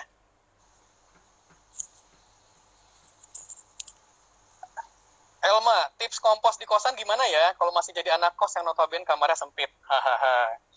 Ya kalau punya lahan kan enak sebenarnya, bikin gali lubang, tutup lubang gitu kan, bikin lubang biopori bisa. Nah kalau yang di kosan memang kan harus kering ya, jadi bisa pakai model drum. Terus juga bisa sekarang yang lagi banyak itu takakura ya. Lalu juga ada yang sekarang model pakai pipa tapi bawahnya pakai pot. Jadi pipa, kita ngomposnya di pipa tuh. Di Bandung lagi banyak yang sekarang trennya ke situ. Bawahnya pot biar ada kalau lindinya tuh bisa ketampung dulu sama tanahnya. Jadi tiap hari tinggal masukin ke pipa itu aja. Sampahnya nanti jadi kompos, dipakai, dipanen. Yang intinya tinggal mau memulai sih kalau buat pengomposan di rumah. Ini kayaknya udah gak banyak pertanyaan lagi nih. Kayaknya udah pada jago nih Kang. Wah, aku mau ngeliatin ini aja ya. Sok, mangga Kang, aku sambil mau ngeliatin sesuatu. Gak apa-apa. Liatin apa, Riz? Ngeliatin fotoku. Enggak. Mau ngeliatin. Nah, ini yang 3D-nya desain TPS 3 yang ada di Juknis. Aku mau ngeliatin. Jadi kita udah coba bikin gambaran ini ya. Ini sampai jam berapa Kang Asep? Sebentar lagi. Tapi nggak apa-apa, lanjut aja.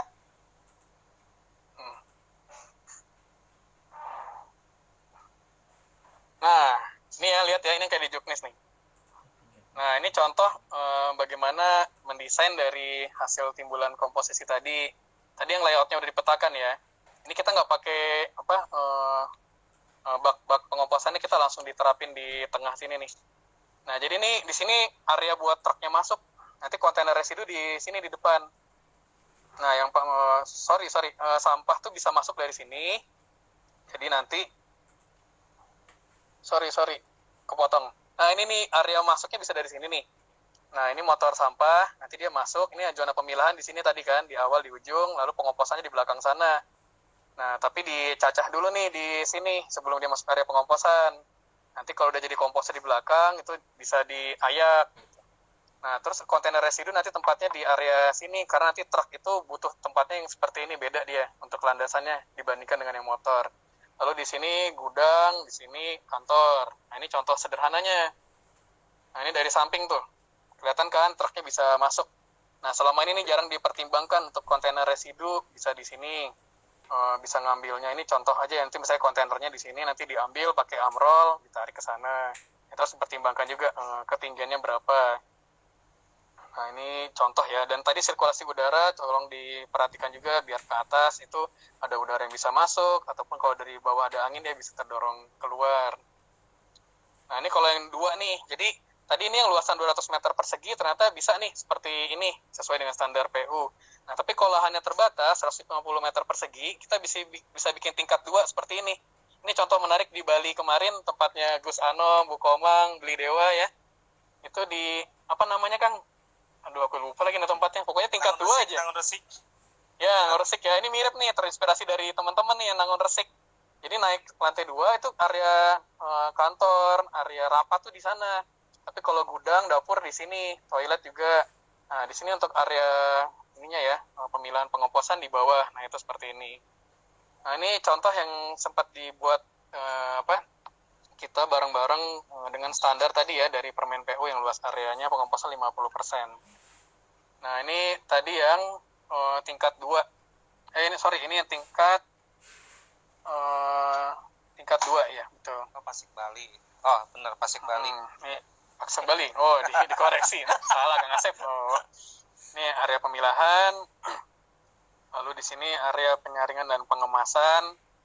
Ini area pengomposan, ini pencacahan plastik, cacahan kompos, ringan kompos, septic tank. Nah, ini contoh ya. Cuman ini kayaknya menurutku perlu ini ya, alurnya nanti perlu lebih bagus lagi nih. Nah, ini alurnya perlu dibuat oleh teman-teman bagaimana menyesuaikan enaknya seperti apa.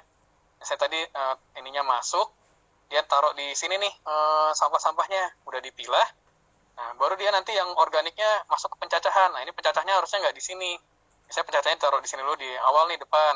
Baru nanti masuk ke area pengomposan. Gitu. Nanti baru disaring dan nanti gudang. Nah, tapi ini misah-misah nih. Nah, ini contoh layout yang memang harus disesuaikan sama teman-teman biar posisinya enak. Nanti yang residu di sini biar langsung keluar diangkut. Lalu yang tadi yang hasil pilahan yang bisa lapak taruh di sini gitu. Buat ditimbang, buat disimpan di gudangnya. Ini contoh ya. Nah, ini yang tadi yang alternatif 1 kalau 1 lantai. Dropping pemilahan sampah di sini, lalu nanti dicacah dan diolah area organik di sini nih. Nanti disimpan di gudang stoknya. Atau di depan sini area penyimpanan hasil produksi. Nah, kalau yang plastik-plastik tadi bisa dicacah, kemudian disimpan di gudang. Atau di tempat barang lapak di sini. Nah, ini untuk kantor di depan WC, dapur. Dari sini residunya di sini, kemudian bisa diangkut ke luar, jadi memudahkan untuk. Dan perhatikan juga kemiringan. Nah, ini Kang Asep ya, ada kemiringan. Jadi agar kita pengelolaan lindi itu bisa dibangun dengan baik. Nah, contohnya kalau di sini area pengomposan nih, itu ada kemiringan tuh. Jalurnya ke sini, jadi ada control box, tempat nampung lindinya. Nah, ini yang perlu jadi ini ya, teman-teman perhatikan. Kalau buat area pemilahan, itu akan ada kemungkinan lindi nih di sini. Makanya kita dorong ada sebuah drainase yang dia bisa ketampung di sini. Penampungannya bisa pakai pengolahan, biofilter, atau pakai septic tank sederhana gitu, bak-bak. Nah, tapi yang area pengomposan itu harapan kita bisa ditampung lindinya. Nah, lindinya ini bisa jadi starter awal nanti di pengomposan lagi. Jadi kalau yang lindi organik itu teman-teman dipisahkan sama lindi yang kalau memang dari area sekitar ya, yang kecampur sama anorganiknya. Nah, khusus area pengomposan itu ada bak penampungan sendiri untuk lindinya. Nah, ini contoh kita ini ya mendesain untuk kebutuhan pengelolaan di dalam hanggarnya. Sementara itu ya, Kang Asep. Terkait teman-teman yang baru, boleh dibuat animasi 3D buat metode pelatihan untuk TFL pendatang baru. Boleh Pak, sebetulnya kami lagi berusaha untuk membuat konten-konten video untuk pegangan teman-teman belajar di rumah. Untuk sementara lagi proses produksi, nanti kalau sudah selesai, nanti akan kami upload Pak. Gitu. Nah, terkait juga pertanyaan Bu Komang tentang pemetaan, sebetulnya di 3R pemetaan yang paling ideal itu teman-teman harus bisa munculkan 1, rumah sejahtera, 2, rumah prasejahtera, terus 3, dena toko, 4, sekolah dan pasos-pasum. Nah, itu teman-teman yang harus dimunculkan loh, karena itu akan menjadi potensi teman-teman ketika menyusun perencanaan yang baik.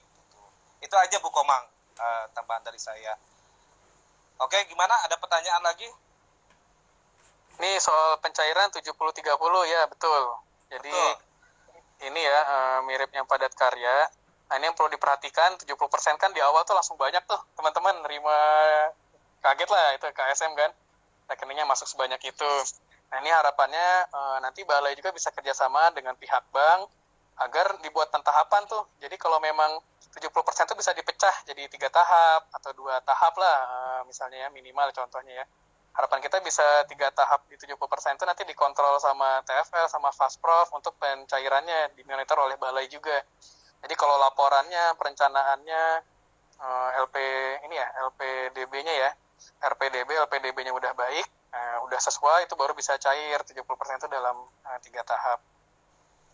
Mangga kalau ada tambahan nggak Kang Asep?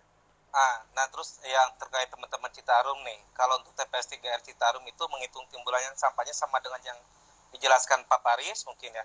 Saya bilang sama apa yang membedakan antara Citarum dan yang reguler. Kalau yang Citarum beberapa lokasi itu udah ditentukan, yang lainnya tetap melalui mekanisme selektif bagi yang tidak ditentukan. Nah perbedaannya lagi, yang Citarum itu ada komposisi tenaga kerja. Ternyata yang di Citarum itu pihak TNI dalam hal ini misalkan dan sektor atau Babinsa bisa menjadi pekerja di TPS 3R. Alurnya sama semua. Itu penekanannya untuk teman-teman Citarum. Ya, terima kasih Kang Asep. Ini dari Pak Jatitio. Maaf ya kalau bapak atau ibunya salah. Namanya nggak mewakili ini gender nih. Bapak Jatitio, kalau menentukan luas hanggar berdasar timbulan sampah seperti sekolah dan kantor saat ini banyak yang tidak aktif, gimana solusinya Pak? Ya tadi yang udah dibahas juga ya sebelumnya. Jadi intinya teman-teman bisa menggunakan pendekatan melalui hasil wawancara dengan petugas sampah yang selama ini ngangkut sampah sekolah atau kantor tersebut, atau dengan data sekunder yang memang pernah ada dari Pemda untuk rata-rata sekolah di kabupaten kota Bapak itu berapa sih standar timbulannya. Misalnya diketahui standar timbulannya 1 kilogram per siswa per hari. Nah di sana ada 50 siswa, tinggal dikalikan aja timbulannya.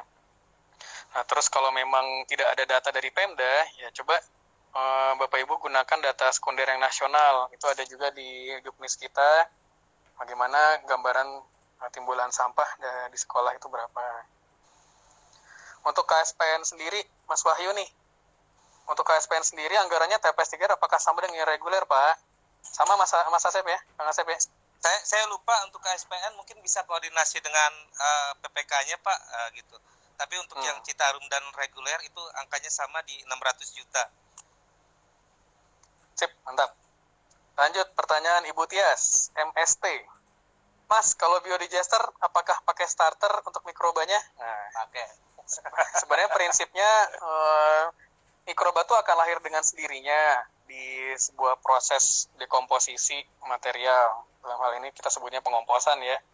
Nah, tapi kalau kita lihat sekarang kan proses itu membutuhkan waktu hingga 40 hari kan, ya, idealnya matang tuh. Nah, makanya banyak rekayasa biologis yang dilakukan, salah satunya dengan menambahkan starter. Nah, tapi starter ini pun mungkin kita sebutnya MOL ya, mikroorganisme lokal lah bahasa enaknya. Nah, itu bisa bikin sendiri, jadi kalaupun ada yang jual, inilah gitu, maksudnya buat di awal aja misalnya kan. Atau kalau memang udah terbiasa ya nggak masalah, yang penting semua berdasarkan kesepakatan KSM dan warga juga, KSM pengelola ya. Nah, tapi intinya teman-teman bisa bikin sendiri, pakai gula merah, pakai air sisa cucian beras, campur sama terasi, campur sama tadi gula udah ya. Nah, itu cukup tuh, bisa buat bikin mol sendiri gitu. Nah, itu bisa jadi media yang disukai bakteri biar lebih cepat tumbuhnya di awal.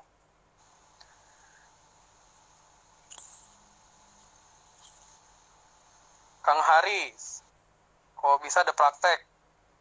Boleh dibuat animasi 3D buat metode pelatihan untuk kami TFL pendatang baru, Kang? Udah tadi dijawab, Riz. Kita lagi bikin videonya. Nah, secepatnya nanti di-upload di alert. Beli Gus Anom ya. Sore Kang Faris, mau dibantu dibagi dari hasil Monef pengelolaan TPS 3 selama ini titik-titik kritisnya sebagai acuan keberlanjutan. Hasil Monef, nanti mungkin kita ini juga ya, kita supply juga materi tersebut untuk yang best practice kan udah ada sebenarnya.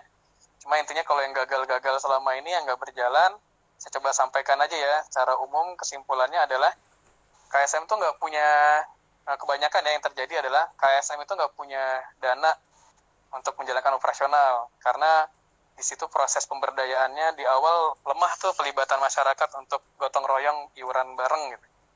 Nah itu yang kadang jadi titik kritisnya, nggak punya dana operasional. Lalu yang lainnya juga adalah titik kritisnya pemilihan KPP ya di awal, itu jadi kunci utama juga. Kalau orang-orang yang nggak punya semangat, passion, nggak punya motivasi ngolah sampah, itu juga jadi salah satu faktor juga.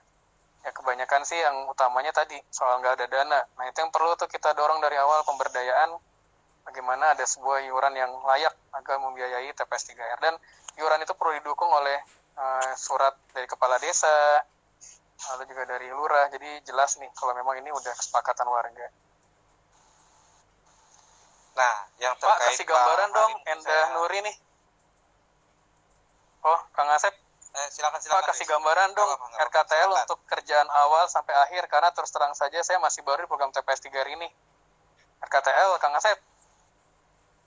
Ya, intinya nanti coba tampilin ya. Ya, intinya tahap perencanaan itu 3 bulan. Tahap konstruksi 3 bulan, tahap operasional 3 bulan. Nah, itu 9 bulan tuh teman-teman mendampingi. Nah, 3 bulan perencanaan itu ada sebuah dokumen yang dihasilkan, yaitu rencana kerja masyarakat. Nah, ini Kang Asep memperlihatkan ya gambaran tahapannya. Ini buat yang mungkin baru, jadi TPS 3 ini nggak hanya bangun hanggar doang, gitu. Tapi di sini ada proses perencanaan awal, proses rembuk bersama masyarakat. Nah, ini Kang Asep mungkin lihat komponen-komponen kegiatannya dulu, Kang Asep. Kalau timeline nanti, ini ada juga kan ya di ini e-learning kita? Kang Asep? Enggak, ini ada di surat RKTL-nya.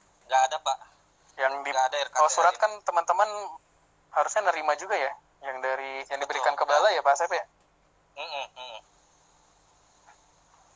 Nah, ini proses persiapan itu hingga ini ya, mobilisasi TPN setelah dilaksanakan bimbingan teknis. Nah, yang bawah Kang, yang tahap perencanaan ini yang penting nih. Nanti bisa baca lebih detail ya. Intinya adalah bagaimana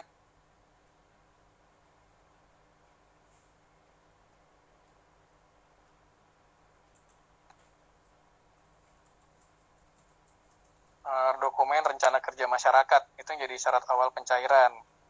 Nah, rencana kerja masyarakat ini itu dalamnya ada DED dan RAB atau rencana teknik rinci dan RAB. Nah, itu yang jadi concern juga ya di RKM ini, dan timbulan komposisi sampah jadi salah satu dasar untuk menentukan RTR RAB tersebut. Nah, ini tahapannya ya sudah dilihatkan Kang Asep, ada pembentukan KSM, pembentukan KPP. Jadi TPS 3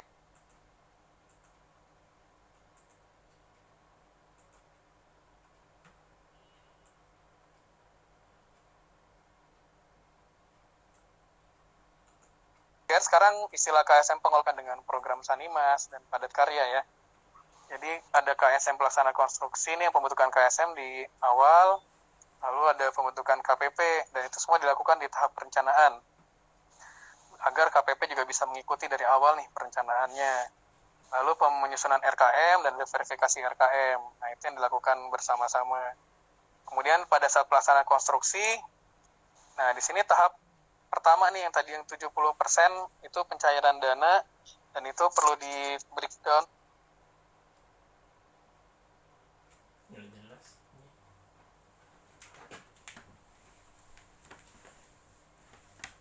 Halo.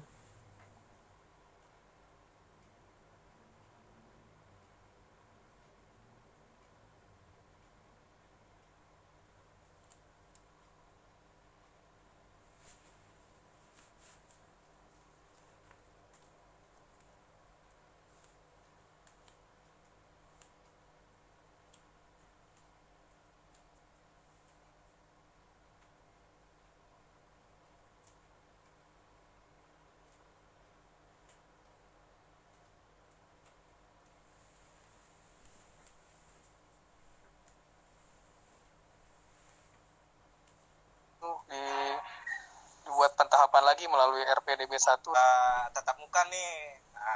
Sekalian nge-review RKM nih antara yang dibuat oleh TFL bersama KSM gitu, sehingga kan kualitasnya akan menjadi lebih baik lagi kan. Kita kan pengen ada penyempurnaan terus Om gitu. Mudah-mudahan pandemi segera berlalu lah, sehingga kita bisa kumpul dan tatap muka, dan teman-teman juga bisa belajar tentang operasionalnya TPS 3R yang ideal seperti apa. Itu aja sih keinginan saya. Itu aja. Oke. Ini ada sedikit lagi pertanyaan. Ini yang mungkin nggak bisa semuanya, tapi yang kita pilih nih yang bagus-bagus. Bukan bagus-bagus, apa yang kira-kira perlu ya diketahui semuanya. Tadi ada pertanyaan Bu Sherly, bagaimana mengatasi sampah terinfeksi dari rumah? Kan sekarang banyak isolasi di rumah selama masa COVID ini. Intinya kalau yang sampah yang jenis B3, itu nggak pas sampling timbulan komposisi, itu nggak usah dibuka kantongnya. Jadi tadi kita dari awal kita sudah sebut SOP-nya ya teman-teman. Jadi kantong plastiknya, kreseknya kita bagikan 3 warna, 3 jenis tadi, organik, anorganik, dan B3. Nah, itu dibagikan ke warga, lalu kita ambil nih untuk kita sampling. Bisa 8 hari, atau 3 hari, atau 2 hari. Nah, ini sampai yang B3 tadi nggak usah dibuka, karena kita kebutuhannya hanya untuk timbang saja gitu. Dan juga untuk volumenya kita tidak ada ini tersendiri ya untuk B3. Nah, sementara B3 ini di lokasi masing-masing infeksius tadi kan masih menyesuaikan dengan sistem yang ada di tempat masing-masing. Nah, kalau memang belum ada pengumpulan B3 rumah tangga tersendiri ya berarti masih harus terkumpulkan ke residu nih, masuk ke. Tapi kalau sudah ada pengumpulan B3 tersendiri di rumah tangga ya berarti memang harus dipilah dan disalurkan ke pihak ini ya, pengelola B3-nya. Tapi rata-rata belum ada sih emang di daerah-daerah juga. Jadi ya masih masuk ke residu. Nah, pastikan tadi B3 itu tidak bersentuh.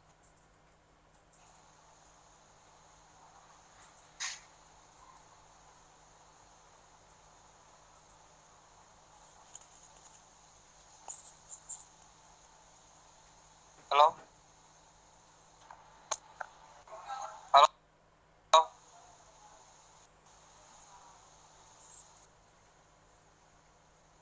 Halo?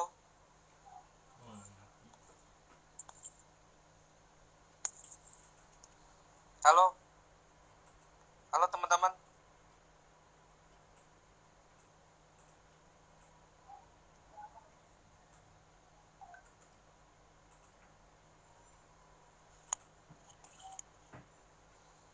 Tes. Error Habis kayaknya ya? ya, Riz ya? Habis ya? Aduh, tadi pertanyaannya sayang banget. Aku belum scroll semua ke bawah. Iya, sama. Mohon maaf nih. Masih lanjut atau gimana, Riz? Pak Faris hilang. Enggak kok, aku nggak hilang. Pak Asep, buat komunikasi selanjutnya ke depan, nanti kan ada, kalau masih ada pertanyaan-pertanyaan, kita kan pengennya ini ya, teman-teman TFL nanti bisa diskusi juga, bertanya mungkin ke Fasprofnya atau ke Advisory ya. Mungkin nanti akan ada grup lagi juga ya, nanti akan dikoordinir sama teman-teman Advisory. Nanti teman-teman Advisory akan membantu kalau memang ada yang masih belum jelas. Itu kalau yang reguler itu ada wilayah barat, wilayah timur. Jadi wilayah barat tuh Sumatera, Jawa, Bali. Itu nanti ada Pak Samsu sebagai ketua tim advisory-nya, dan nanti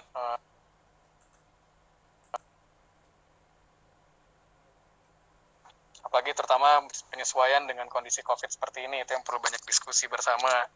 Terus kalau wilayah timur itu nanti bisa dengan Pak Sentot, Pak Fahrul ya, itu nanti tim advisory yang wilayah timur. Jadi nanti kita grup yang Fasprofnya wilayah timur itu sudah ada juga, jadi nanti bisa menghubungi Fasprofnya masing-masing kalau ada pertanyaan yang lebih detail mau ditanyakan. Nah, kalau Citarum itu ada Ibu Ainun, ada Ibu Rena yang tadi pagi ya. Nah, itu ada Pak Isnarto juga. Jadi nanti bisa ada grup tersendiri juga buat diskusi lebih detailnya. Intinya kita sama-sama keluarga besar PU, kita diskusilah di situ. Bertanya kalau lebih detail. Tapi kalau mau di e-learning pun bisa ya Kang Asep ya? Bisa, itu memang banyak pertanyaan, tapi belum semua tuntas terjawab ya Kang Asep ya? Betul. Banyak 80-an pertanyaannya. Nanti kita cicil satu-satu ya pertanyaannya. Tapi dipantau terus ya Bapak Ibu sekalian, jawaban-jawaban kita. Itu bakal terus berprogres jawaban-jawabannya. Ini ada lagi pertanyaan dari Ibu Fitriani Mary. Pak Asep, nanti kalau saya ada pertanyaan, saya langsung ke lantai 2. Siap, naik aja Bu Mary. Masih mantap. Metropolitan nih. Wah, mantap. Lalu ada lagi Bu Restu, Bu Desak lagi. Pak, laporan TFL-nya isi kayak Sandes, isi MCK, septic tank, sumur, dan lain-lain. Itu nanti kita evaluasi. Itu nanti kita evaluasi, Bu. Oke. Emang lagi proses pengembangan soalnya terkait ini, terkait pelaporan ya. Makasih Bu Desak udah memberikan ini masukan ya. Bu Desak, Bu Komang, terima kasih udah memberi masukan. Pak Dewa juga. Kayaknya sih apakah masih lanjut atau gimana nih? Nanti mungkin tahap selanjutnya kalau ada pertanyaan yang lain, mungkin teman-teman bisa japri saya atau nanti Pak Paris. Intinya tetap jaga diri, ikuti aturan COVID yang berlaku, mekanisme perencanaannya harus dibuat sedetail mungkin ya, teman-teman gitu. Mungkin mungkin sekian dulu dari saya. Pak Paris ada penyampaian sebelum sesi terakhir nih Pak Paris ke teman-teman? Pesan-pesannya tetap jaga kesehatan, jaga juga ini ya semangat, terutama untuk program TPS 3R.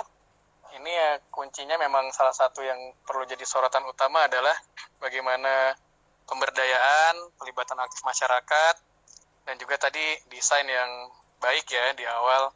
Jadi intinya TPS 3R ini butuh